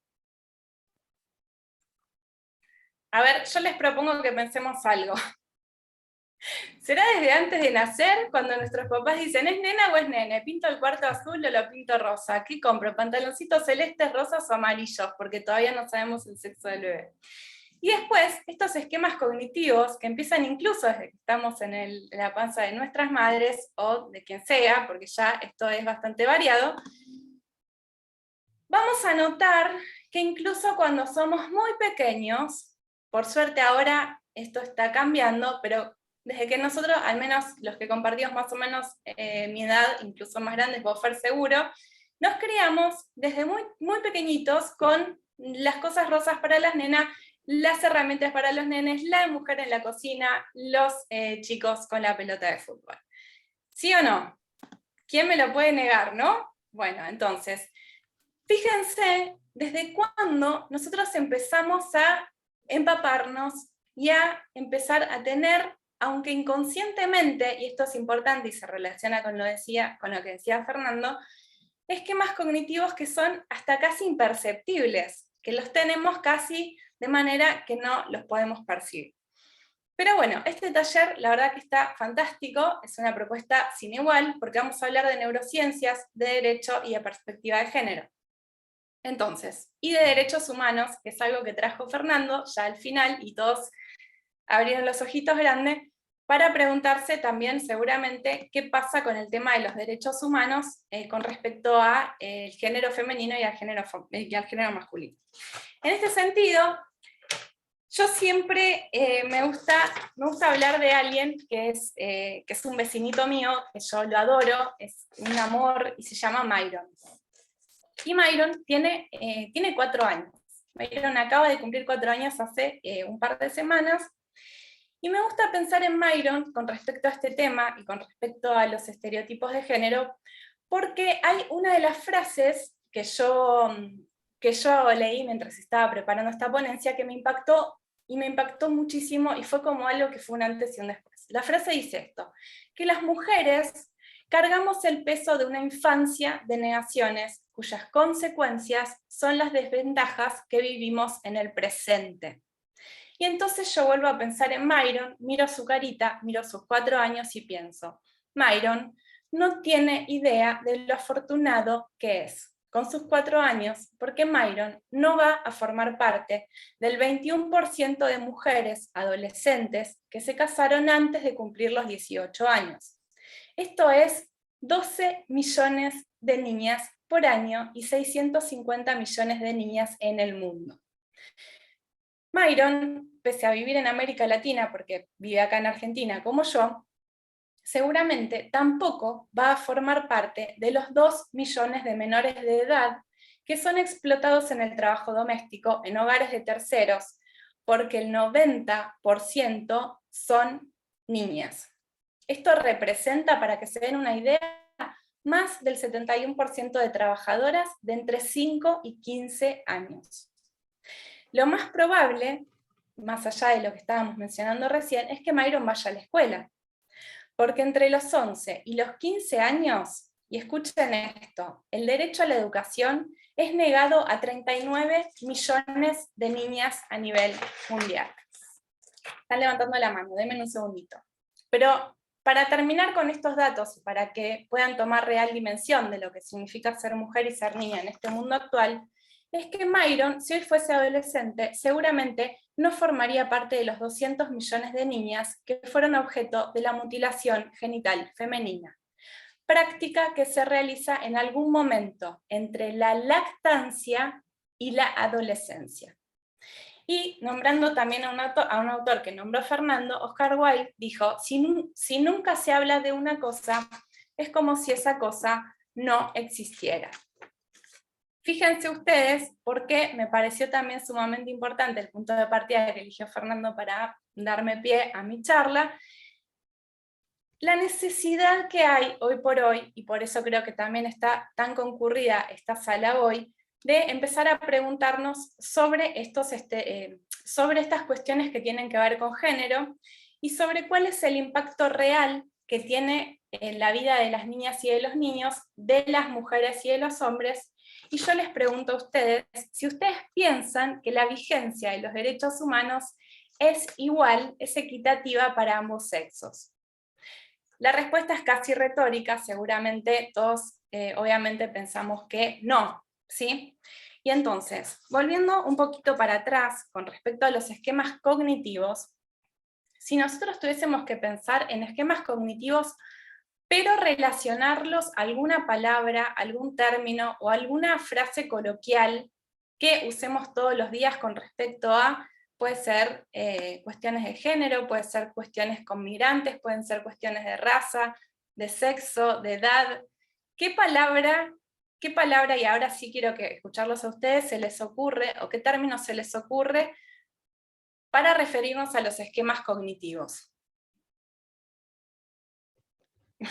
A ver, repetímelo rápido, repetímelo rápido. Acá dicen, Mónica dice discriminatorio, pero nosotros tenemos los esquemas cognitivos, ¿se acuerdan? El esquema cognitivo de la taza de chocolate caliente. Bueno, ahora tenemos esquemas cognitivos con respecto a características de género. Tenemos esquemas cognitivos con respecto a migrantes, a pobres, a negros. A ver, ¿cómo les decimos esos esquemas? Carla, aplausos, aplausos, aplausos. Estereotipos, gente. Estereotipos / prejuicios, ¿sí? Entonces, ¿qué son los estereotipos? Estereotipos aprendidos inconscientemente encima, si ustedes se fijan, ¿eh? Ya vamos a hablar de discriminación, también vamos a hablar de discriminación, me encanta cuando se me adelantan, pero bueno, un momento. Los estereotipos entonces, vamos a decir que son imágenes mentales simplificadas sobre grupos humanos que poseen ciertas características, compartidas por otros grupos sociales o culturales. ¿Sí? ¿Estamos de acuerdo hasta acá? ¿En qué son los estereotipos? Bueno, estereotipos que repetimos inconscientemente muchas veces. Por supuesto que sí, los estereotipos están ahí y a veces ni siquiera somos conscientes, y por eso la pregunta inicial de ¿somos conscientes que los tenemos? Bueno, los estereotipos, más allá de que ahora no los queremos y nos estamos dando cuenta que no nos ayudan, lo cierto es que funcionan justamente al revés. ¿Por qué? Porque los estereotipos nos ayudan a conocer la realidad de un modo rápido y esquemático. Cuando yo les dije taza de chocolate caliente, inmediatamente nosotros pensamos en la taza de chocolate caliente, entonces ya sabemos la característica, el color, el tamaño, el aroma, hasta la temperatura, ¿sí? Entonces nos permiten estos estereotipos conocer la realidad de un modo sumamente veloz, ¿sí? ¿Y esto para qué nos sirve? Por supuesto que para adaptarnos al medio y para, digamos, volviendo al esquema que vos dijiste, Fernando, que me encantó, para no estar todo el tiempo pensando todo nuevamente desde cero, ¿sí? Nosotros no podríamos, sería ilógico pensar que cada vez que aprendemos algo nuevo tendríamos que aprenderlo desde cero. Entonces no es lo mismo hoy pensar en una taza de chocolate caliente con toda la información que ya tenemos, de todas las experiencias que ya vimos y traerlo a la memoria, que aprender desde cero qué significa el chocolate, de qué color es, qué temperatura puede tener, etcétera, etcétera, etcétera. Bueno, ¿cómo venimos? Me estoy apurando porque me dejaron poco tiempo. ¿Venimos bien? ¿No será miedo que si le damos lugar a esos grupos vamos a ver que son mucho mejor que lo que les intenta definir con estereotipos, intolerancia a los diferentes por inseguridad? Bueno, momento. Vamos a ver algo más. Con Fernando nos encanta hacer algo que es muy divertido, que tiene que ver con este taller. Vamos a avanzar un poquito más y vamos a, bueno, acá ya sabemos que la vigencia no es la misma, y vamos a ir directamente a meternos aquí. Taller. Fer les trajo difíciles preguntas matemáticas, que no es mi estilo, sobre todo porque no me gustan los números, pero sí vamos a hacer un acertijo. Entonces, lo voy a leer en voz alta y lo que sí les voy a pedir es que, primero, el que lo conoce, hace de cuenta que no lo conoce, y el que no lo conoce, participa activamente, sí, por favor. Entonces lo voy a leer. Un padre y su hijo viajan en coche y tienen un accidente grave. El padre muere y al hijo se lo llevan al hospital porque necesita una compleja operación de emergencia, para la que llaman a una eminencia médica. Pero cuando entra en el quirófano dice: no puedo operarlo, es mi hijo. ¿Cómo se explica esto? Los leo, o los escucho si quieren hablar. Léelo de vuelta si querés, Caro, para que si querés pegarle rápido. No sé si lo entendieron todos. ¿Lo leo de vuelta? No sé, preguntaba a ver si lo entendieron todos. Yo veo sus caritas y todos lo entendieron, ahora me parece que están como viendo a ver qué hacemos. Voy a dejar de compartir, así leo. Ay, pero qué genios, me encanta este grupo, los amo profundamente. es la madre, es mujer. Yo hubiera dicho que tenía 2 padres, alguien sincero. Es la madre porque es mujer, porque es la madre, o el padre donante de esperma, muy bien, es la Igual madre. mintieron, este es un grupo que tiene muy baja performance académica y muy baja performance de honestidad. O sea, todos mintieron, todos lo conocían. Pero les voy a decir algo, déjame un segundito. ¿Sabés que Dale. este mismo ejercicio, por ahí pasa lo que está pasando acá? Este mismo ejercicio lo repitieron en una franja etaria de adolescentes. O sea, le hicieron con pibitos, le preguntaban eso a pibitos de 15 y 16 años. 90% dijo automáticamente, y es la madre, y es la madre, y es la madre. Y eso nos permite tener algún sesgo optimista frente a esta creación de estereotipos. Pero dale. Por eso yo dije que me encanta, porque hoy, si bien podríamos pensar que la charla está un poquito desactualizada, porque yo hablé de estereotipos, y hoy por hoy ya hasta podemos ir a la juguetería y encontrar carritos para bebés para niños, y podemos encontrar herramientas para niñas, porque a ver, como ya sabemos, y hoy es público de público conocimiento, los juguetes no tienen género, los colores no tienen género, la ropa no tiene género, y eso está buenísimo que pase. Lo cierto es que todavía, y por eso esta charla es importante, todavía tenemos ciertos estereotipos que están muy arraigados por estos esquemas cognitivos que venimos trayendo desde que nacemos y desde que crecemos, desde nuestra sociabilización primaria, secundaria y hasta hoy en día la vivimos. De hecho, fíjense, Fernando, me vas a odiar, pero Fernando siempre se refirió a ustedes con el género masculino. Entonces es algo que todavía falta, y falta un montón. Entonces, perdón, Fer, te quiero un montón, No, pero hay que acostumbrarnos a que somos mujeres y hombres. Vos sabés que eso, pero me lo forcé, o sea, mi sistema 2 me indicaba eso, y por eso siempre decía él o ella, él o ella, él o ella, pero no era lo que me salía naturalmente. El sistema 1, porque todas estas operaciones de estereotipo son de sistema 1. Entonces yo lo que tenía era, me creaba un esfuerzo de decir él o ella en el supermercado, pero evidentemente me quedé dormido o el sistema 2 no actuó en los otros casos. Es obvio que pasa esto. Es obvio que pasa esto, es muy común que pase esto, pero por eso mismo hay que hablarlo y hay que ponerlo arriba de la mesa. Claro, pero vos fíjate que por eso mismo los resultados de la encuesta fueron mucho mejores. Vos hacías esto hace 2 años y te daba distinto. Y eso es bueno, porque es visibilizar esto, ¿no? Totalmente. De hecho, fíjate una cosa, les quiero contar, cuando empezó el tema del lenguaje inclusivo, que podemos estar a favor o en contra, yo empecé a usar el lenguaje inclusivo para dar clases en mi curso de la UBA, y había bastantes alumnas y alumnos que me preguntaban, qué raro que una docente de la UBA empiece a usar lenguaje inclusivo. Y yo les explicaba, para mí es muy sencillo. A ver, lo que tiene que ver con lenguaje y lo que tiene que ver con idioma, claramente tenemos reglas, tenemos normas, tenemos la RAE, tenemos un montón de cosas, y está muy bien que las tengamos. Pero también tenemos mucha desigualdad, y de alguna forma hay que visibilizar esta desigualdad. Entonces, si ustedes me preguntan, para mí ¿me sale natural decir todas y todos? La verdad que no. Si ustedes me preguntan, cuando estás dando clase, ¿te sale naturalmente hablar de forma inclusiva con el E? La verdad que no, lo tengo que pensar. Pero este ejercicio de pensar en el otro, en la otra, realmente es un ejercicio que realmente nos hace inclusivos a nosotros mismos, a nosotras mismas, ¿sí? Entonces la verdad que no me voy a poner a discutir idiomáticamente, la RAE tiene mucha más antigüedad que yo, ustedes lo saben, lo pueden ver, pero bueno, sí me parece que hay ejercicios que hay que hacer, al menos mentalmente, o dentro de lo que ustedes elijan, ¿no? Pero digo, hay todavía tanta desigualdad, que es tan necesario hacer este ejercicio, que me parece que es es una práctica para adoptar.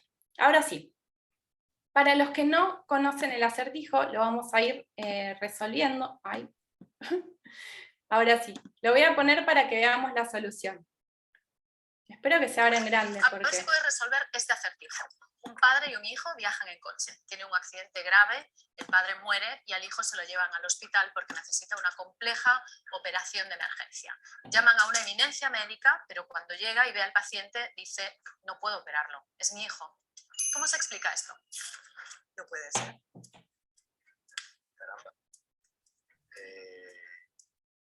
Buena idea. El padre es el médico y el padre que murió es un sacerdote.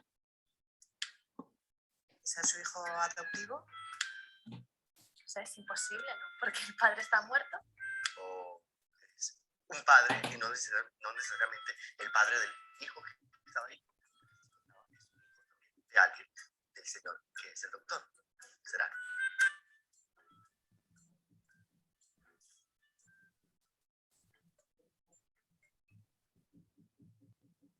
El médico es la mamá del hijo.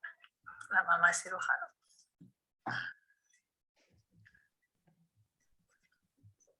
Una evidencia médica, es verdad, es cierto. Ah, claro. Podría ser. No sé, de repente lo asocias de primeras a un hombre en vez de a una mujer, cosa que es absurdo, ¿no? Qué horror. Ah, sí. Oye, qué fuerte, ¿no? Pero esto le pasa más a Todos, ¿eh? Es la cultura. Nos lo tienen, pero bien, bien machacado. Nos va a faltar mucho tiempo hasta que podamos cambiar, ¿no?, esa mentalidad, que llegará. Si no se te ocurrió pensar que la eminencia médica es una mujer, no eres el único ni la única. Lo que nos pasa a muchos hombres y mujeres se llama parcialidad implícita. Cuando somos niños, nuestro cerebro inconsciente aprende de lo que nos rodea y establece conexiones neuronales entre distintos conceptos. En este caso, entre ser hombre y ser una eminencia médica. Esas relaciones, aunque tienen un origen cultural, se vuelven parte de un proceso automático que además nos acompaña toda la vida. Y por eso, hasta las personas más feministas pueden dudar a la hora de tratar de resolver este acertijo, porque nuestro cerebro inconsciente puede contradecir los valores en los que firmemente creemos, como la igualdad de género.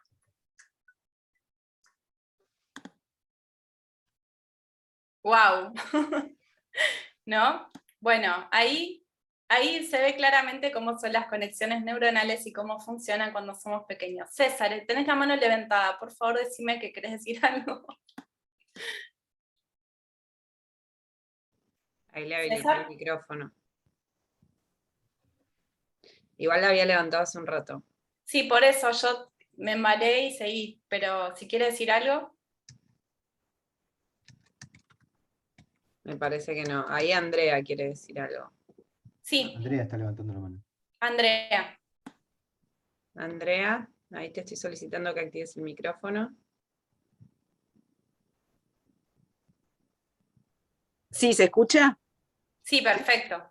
No, quería comentarles que en la escritura académica, específicamente en los papers o en los artículos académicos, ya hace rato es obligación desplegar el nombre de los autores, porque inconscientemente había una tendencia a interpretar que un apellido, supónganse Ducrot, que es un lingüista, era un hombre.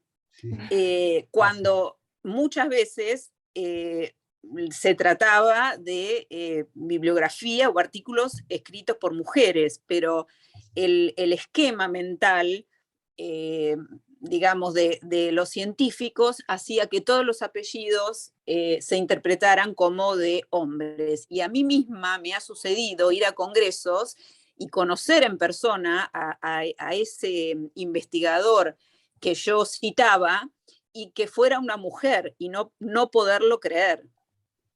Así Bueno, que... la pregunta sería, ¿y cuando te diste cuenta que era? Porque a mí me pasó lo mismo. ¿Y qué reacción tuviste cuando viste que era mujer quien pensabas que era hombre? Pero generalmente es eso. Pensabas que era un hombre, la eminencia, y te encontraste con una mujer. ¿Qué te pasó? ¿O qué reacción tuviste? Yo la No, mía bueno, no te la voy a decir. no, el esquema mental es tal que es como un poco de desilusión. ¡Ah, era una mujer! Bueno, escuchen, Y después muy, inmediatamente, qué genia, qué capa. Pero bueno, es bueno, muy cierto lo que vos decís, y fíjense, y esto recién se empieza a notar ahora, que hasta las personas en el transcurso de la historia se ha invisibilizado el tema de las mujeres que han sido pioneras, que han sido número uno, que han hecho descubrimientos científicos. Realmente, por eso cuando Fer hablaba sobre sesgo cognitivo, y yo estaba hablando de esquemas cognitivos, estamos hablando de perspectiva de género, fíjense cómo esta desigualdad es histórica. Y ahora sí lo que quería decirles es esto. Esta desigualdad las causas de estas asimetrías tienen que ver con una cuestión de poder, ¿sí? Estas visiones estereotipadas tienden a, en esta visión de poder, hay una desigualdad de poder en la que la mujer siempre se posiciona en un lugar inferior.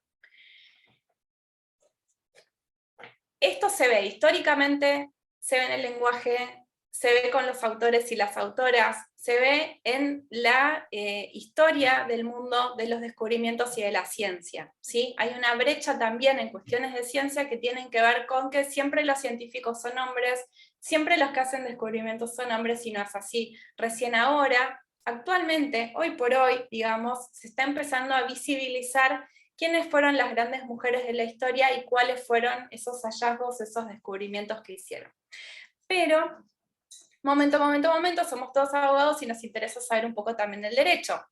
Porque, y a vos, Fernando, te debe pasar, cuando hablamos de neurociencias y derechos, parece que neurociencias es algo muy etéreo, como un divague, por así decirlo, con una palabra sencilla y coloquial y bastante llana, ¿no? Bueno, vos hablas de neurociencias y esto es medio un divague, yo quiero las leyes, la norma, los estándares jurídicos. Yo espero que todos y todas sepamos qué son los estándares interamericanos, cuál es la función de la Corte Interamericana de Derechos Humanos, y cuál es esta función interpretativa que hace cada vez que resuelve un caso, o también en las opiniones consultivas, y cómo estas decisiones son obligatorias para todos los que formamos y todas las que formamos parte de esta comunidad jurídica. Entonces, sin ir más lejos, me gustaría mencionarles que, con respecto a los estereotipos de género, y en un caso sumamente importante, que es el de campo algodonero, les aviso que yo voy y vengo en las charlas porque si no me aburro un montón. Bueno, en el fallo este de campo algodonero, que se resolvió en el 2009, el Estado de México, recuerdan que Campo Algodonero han sido varios homicidios de mujeres en Ciudad Juárez, no sé si lo tienen o lo recuerdan. Si de ninguna manera les suena, por favor, hay un montón de documentales en internet, los invito a verlos, al menos alguno cortito como para que estén en tema. Esto ha sido muy importante porque el Estado, si bien negó la existencia de algún tipo de patrón en los motivos de los homicidios, y esto lo voy a leer textual, señaló ante la CEDAW que están influenciados, estos homicidios, por una cultura de discriminación contra la mujer basada en una concepción errónea de su inferioridad. Y agregó, y esto es sumamente importante, y miren cómo aparece en el derecho y en estándares jurídicos, que debe reconocerse que una cultura fuertemente arraigada en estereotipos, cuya piedra angular es el supuesto de la inferioridad de las mujeres, y no se cambia de la noche a la mañana. Así que fíjense hasta dónde podemos encontrar los estereotipos de género. Si bien el Estado en su momento no reconoció que aquellos homicidios hayan sido motivo de un patrón, sí después reconoce que estos estereotipos existen y que es sumamente difícil poder erradicarlos, ¿sí? Claro, es una cuestión... dale, termina, sí. porque encontré que hay una muy interesante opinión de Vanessa Harley, que es médica y cirujana también, pero te cerrá ahí y después pasarle, si ella quiere participar, que anoté su cuestión y ahora le daríamos el micrófono, pero cerrá y después le pasamos a ella, si te parece.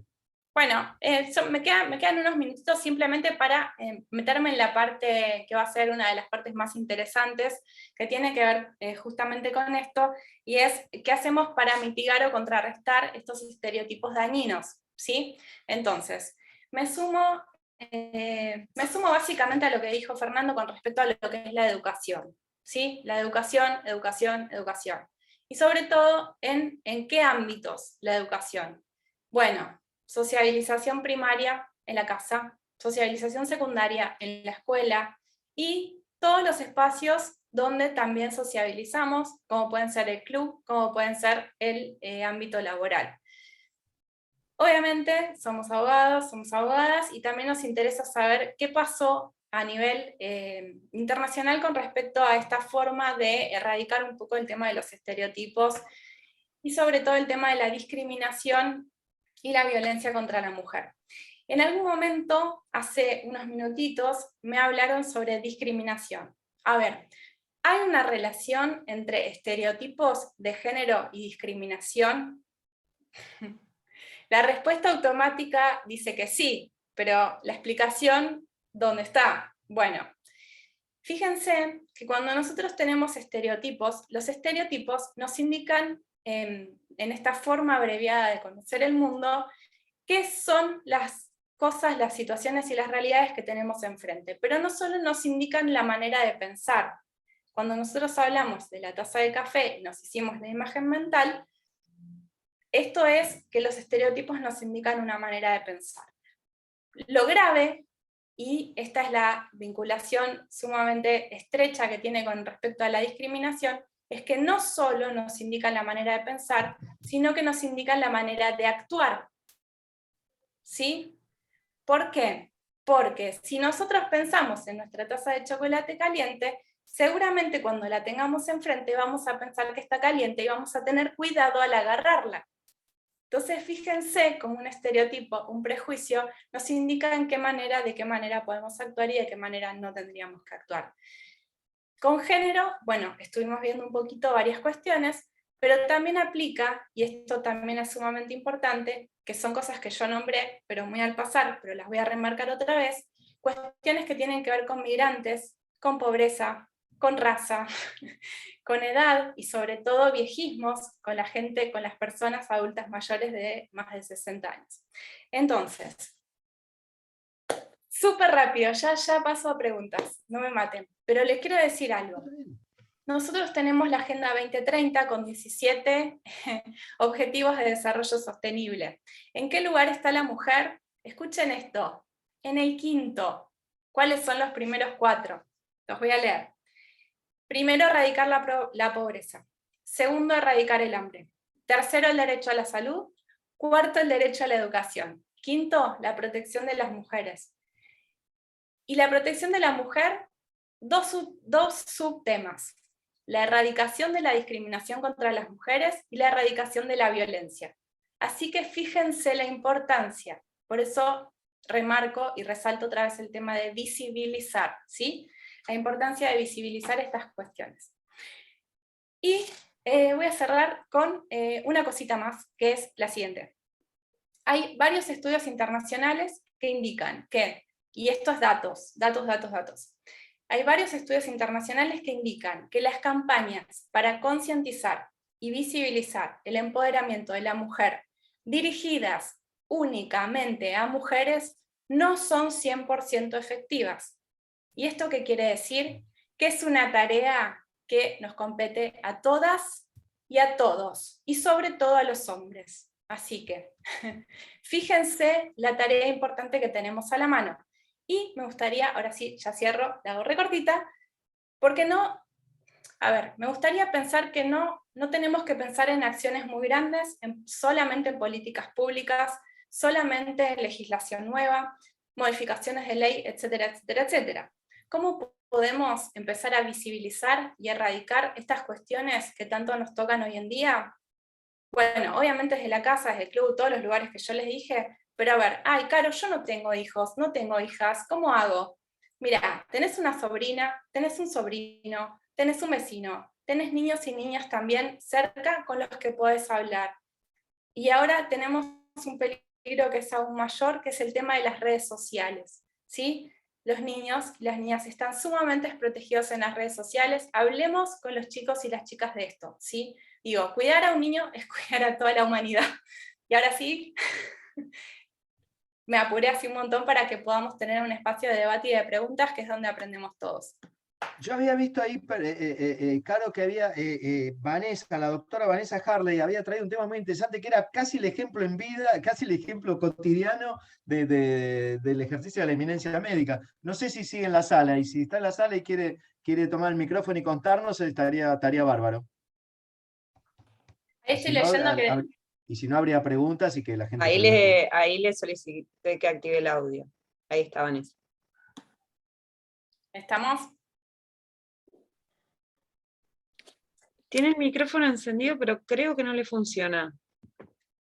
Bueno, si quiere Ay, estoy de guardia, dice, no puede. Bueno, entonces se los cuento yo porque yo lo leí. La Vanessa doctora Perchat, no. la doctora es médica y es cirujana. Entonces, aparentemente, cuando opera en su equipo médico, cuando salen y los familiares interpelan, la tratan a ella como la médica, que es la cirujana, pero al varón lo tratan como si hubiera sido el cirujano.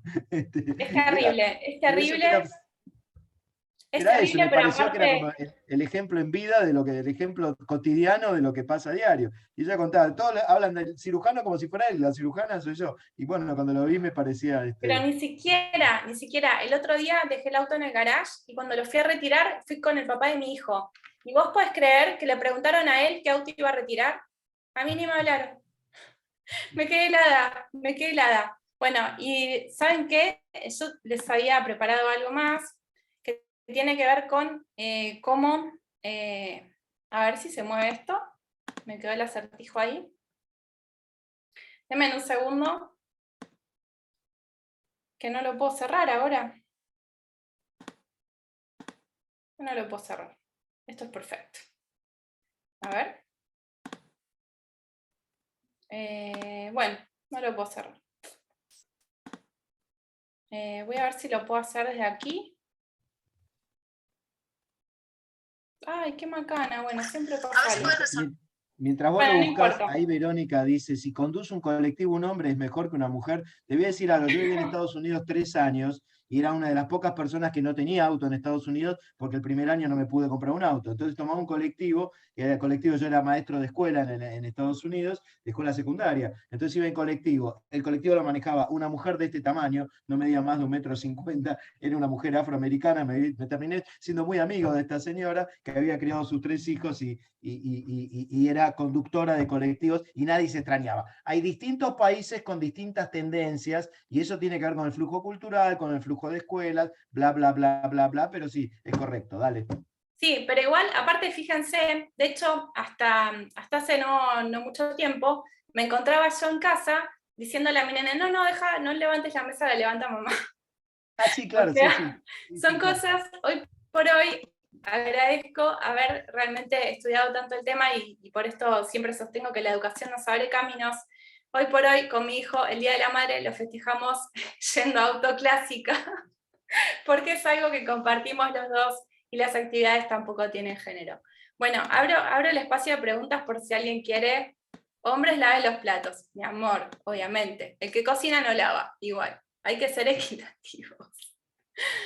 Una vez tuve que llevar al amigo de mi marido a su casa y sorprendido me dijo, qué bien manejás como hombre. No, tremendo. Agarraste todos los dinosaurios de Caro. Bueno, ahí hay que... No, pero ¿saben qué? La verdad que me parece súper importante que cada persona haga una revisión, como les decía que yo la hago cuando estoy hablando con mis estudiantes, que cada uno revise en los actos diarios, en la manera de referirse a las otras personas, incluso si dan clase, si tienen clientes, clientas, fíjense, porque es importante, ¿sí? Me parece que es un chequeo necesario que hay que hacer cotidianamente. Ahí sigue Vanessa explicándonos, bueno, sí, claro, en los ambientes médicos, en los ambientes judiciales. Hace muy poco, no voy a nombrar mucho porque no voy a nombrarlo, ¿no? Pero es real, había un cargo judicial, postularon, eran 3 cargos libres, postularon 7 o 10 o 15, y eligieron los 3 varones. ¿Pero qué no encontraron a ninguno? Para colmo, después hubo un asado, y los comentarios acerca de por qué no eligieron, o por qué, o cómo, era realmente, yo me puse a mirar la hora y me dijeron que ya te querés ir. No, estoy viendo no la hora, sino la fecha, porque te escucho y parecería que estamos en el siglo XIX, no en el siglo XXI, ¿viste? Pero lo decía de verdad, y esto ocurrió hace muy poco, ¿viste? Poder judicial, quirófanos. Allí donde el estamento es más alto, la discriminación es más grave. Ahora vamos a dejar espacio para tiempo, pero déjame medio segundo nada más. No todo estereotipo es negativo. El estereotipo, la creación de estereotipos, es una típica operación del sistema 1. ¿Para qué? Para tomar decisiones automáticas, tomadas en base a estereotipos. No confundir estereotipo con discriminación. Ahora, el punto es que el estereotipo muy marcado te lleva a la discriminación. Pero alguna forma de estereotipo es una forma de agilizar la toma de decisiones, ¿no? Y por eso existen. Es Aristóteles, es ir por el medio. Justamente, y agrego esta pequeña cosita para sumar a lo que vos decís, con respecto al tema de los estereotipos, Lo cierto es que nosotros tenemos algo que es buenísimo y que se llama plasticidad cerebral. Claro. ¿Qué es lo que nos permite? ¿Qué es lo que nos permite que las estructuras no queden rígidas, los esquemas cognitivos no queden rígidos?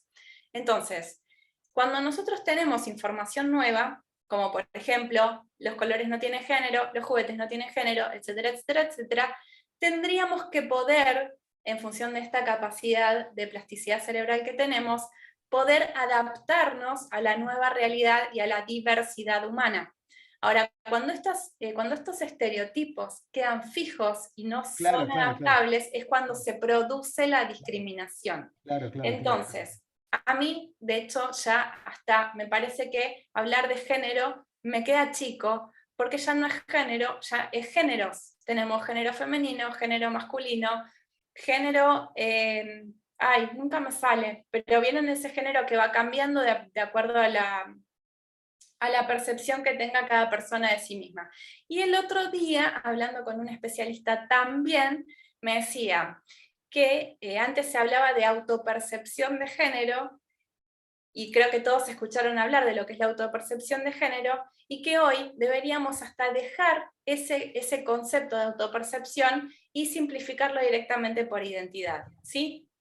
Cada uno de nosotros tiene una identidad, y es propia, digamos, no significa autopercibir. Yo no es que me autopercibo, es mi identidad. Miren el cambio que significa, obviamente que vamos a ir cambiando, para eso están estos espacios, por eso me encanta que seamos tantas personas conectadas hoy acá, hablando de estos temas y repensando estas cuestiones. Así que, ahora sí, hablando de lo que es plasticidad cerebral, es como una forma de pensar que no todo está perdido. Así que bueno, hay que adaptarnos y seguir adaptándonos. Y sobre todo el derecho, ¿no? Que a veces queda bastante estático con respecto a los cambios sociales.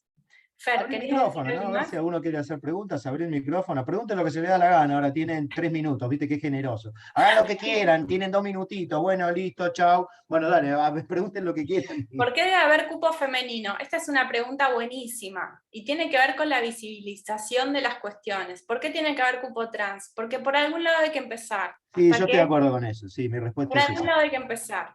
Por Es algún la lado. para mí es la menos discriminatoria de todas, y forzar, eso es un poco estimular a tomar buenas decisiones. Por eso, en el Poder Judicial, este ejemplo que de la vida real que les conté, yo creería que forzando un poco la maquinaria ibas a encontrar de los dos sexos personas completamente idóneas para ese cargo. Y el mensaje es bueno cuando se comparten esos lugares. Yo pienso que no es ideal, pero es lo menos malo, y hay que estimular un poco a tomar esas decisiones. Es un lugar para empezar, digamos. Sí. Es como lo de autopercepción y lo de identidad. Por algún lado hay que empezar. Hay una brecha muy grande entre lo que es y lo que debería ser, y como abogados lo sabemos muy bien. Entonces, hay que construir. A ver, ¿puedo hablar? Soy autor de un libro de violencia. Matías, por supuesto, tenés el micrófono abierto. Yo escribí un libro que se llama La voz del hombre inocente, lo cual ahora voy a hacer el libro número 2 con la neurociencia, y hice datos científicos. Descubrí que en otros países, los nórdicos, donde ponemos en igual de condiciones a las mujeres que a los hombres, es decir, que se ven más mujeres en cargos políticos, que se les ve cobrando el mismo sueldo que un hombre, incluso tienen más participación que los hombres. El número de femicidios había aumentado de forma considerablemente, mucho más que en otros países donde estas mujeres no tenían derechos. Quizás la pregunta fue por qué, cómo y qué se pasa que la violencia no la podemos parar. Descubrimos que la violencia es casi una pandemia en forma global, en la cual no se sabe por qué ni de dónde. Pero descubrí que en España mandaban a los violentos o violentas, a un taller de control de la ira. No permitía desterrar la violencia por completo, pero permitía que no fueran de vuelta reincidentes. Entonces quizás que tal vez entre una aguja en un pajar, quizás ahí esté la solución. Desde trabajar desde la educación, desde los talleres de ira, y no solamente en poner en condiciones hombre y mujer en la misma par, sino atender ambas necesidades. Como siempre digo en mi libro, si atendemos las necesidades de los hombres, también atendemos las necesidades de las mujeres, le damos respuestas y logramos hacer una balanza equilibrada. Quizás deberíamos pensar no desde el ámbito género, mujer, hombre, porque incluso ya hay más géneros que los que había antes, el grupo trans, el colectivo LGTB, sino desde la mirada de que los seres humanos somos personas y desde el ámbito humano, que es lo único que las razas, o sea, las razas, hablamos de los animales, hacen, se protegen a sí mismos. Solo la especie humana es la que hace la guerra y la que piensa desde el egocentrismo, porque si siempre pienso desde el individualismo y el egocentrismo y desde mí, bueno, siempre va a seguir habiendo desconforme y violencia. Bueno, Perdón, es una Bueno, fuerte... de hecho, muy remarco, interesante la reflexión. Dale, me dale. encanta lo que decís, Matías, y mira, te cuento dos cositas que me vinieron a la mente mientras vos hablabas. Primero, el tema de dónde viene la violencia. Bueno, gente, históricamente, estereotipos, ¿de dónde viene la violencia? Estamos en un grupo de WhatsApp, se cosifica a la mujer, los chistes machistas. ¿Quién levanta la mesa? ¿Quién lava los platos? ¿Quién va a hacer las compras? No, la lista se la vos, porque vos sabés. Bueno, digo, ¿de dónde viene la violencia? Mi Hay que lista, prestar mi atención. lista era mixta, querida. Mi lista, la No, lista de mi me gente encantó. Punto para vos, Fer. Y otra de las cosas es, acá no está, pero hay otros países donde hay una especie de 0800 para hombres violentos y no dan abasto porque el hombre, en general no, pero hay cierto grupo de hombres que se dan cuenta de que son violentos y no pueden parar y no tienen contención para tratar esa patología. Y entonces, en países como el nuestro, ¿qué sucede? Bueno, tenemos estos recursos que son limitados. Los usamos para la mujer o para el hombre. Claramente, Claro. para la mujer. Pero esto, como yo les decía, y como dicen los estudios internacionales, no es suficiente, porque son dos caras, si se quiere, de una misma moneda. ¿Sí? Tenemos al violento y la que sufre violencia. Si nos estamos todo el tiempo ocupando, y tampoco de una manera eficaz, porque lamentablemente en todo el continente es tremendo lo que está sucediendo, no llegamos nunca a paliar lo que es esta pandemia, no tan invisible como decían por acá, sino una pandemia que realmente es tremenda. ¿Sí? No sé si hay alguna pregunta más. Bueno, lo que decían también del techo de cristal, el techo que es transparente pero que no se puede atravesar. Obviamente, nosotras que trabajamos en el Poder Judicial, yo no sé cuáles son sus cargos, yo creo que ascendí 3 veces en toda mi carrera, tengo 20 años en el Ministerio Público Fiscal, soy doctora en Derecho, docente hace 20 años, o sea, fíjense cómo es todo el tiempo este techo que es invisible pero no lo podemos cruzar. Es una tragedia mundial la violencia, ¿por qué no tenemos superheroínas? Sí, tenemos, adentro nuestro las tenemos, hay que dejarlas salir nada más. Bueno, a ver, está el chat a full. He oído que si las mujeres quieren progresar hay que ampliarle la cocina. No, pero esas son las cuestiones que hay que dejar de transmitir. Incluso fíjense que una de las posibilidades que tenemos para también ir en contra de esta desigualdad y de esta discriminación es sobre todo enfocarnos en los medios de comunicación que de alguna manera perpetúan esta cosificación de las mujeres. Programas acá en Argentina como este de Marcelo Tinelli, que no sé ni cómo se llama, pero es tremendo, yo no lo puedo ver, no sé, digo, es muy importante empezar como a primero ver y después, bueno, hacer algo, ¿no?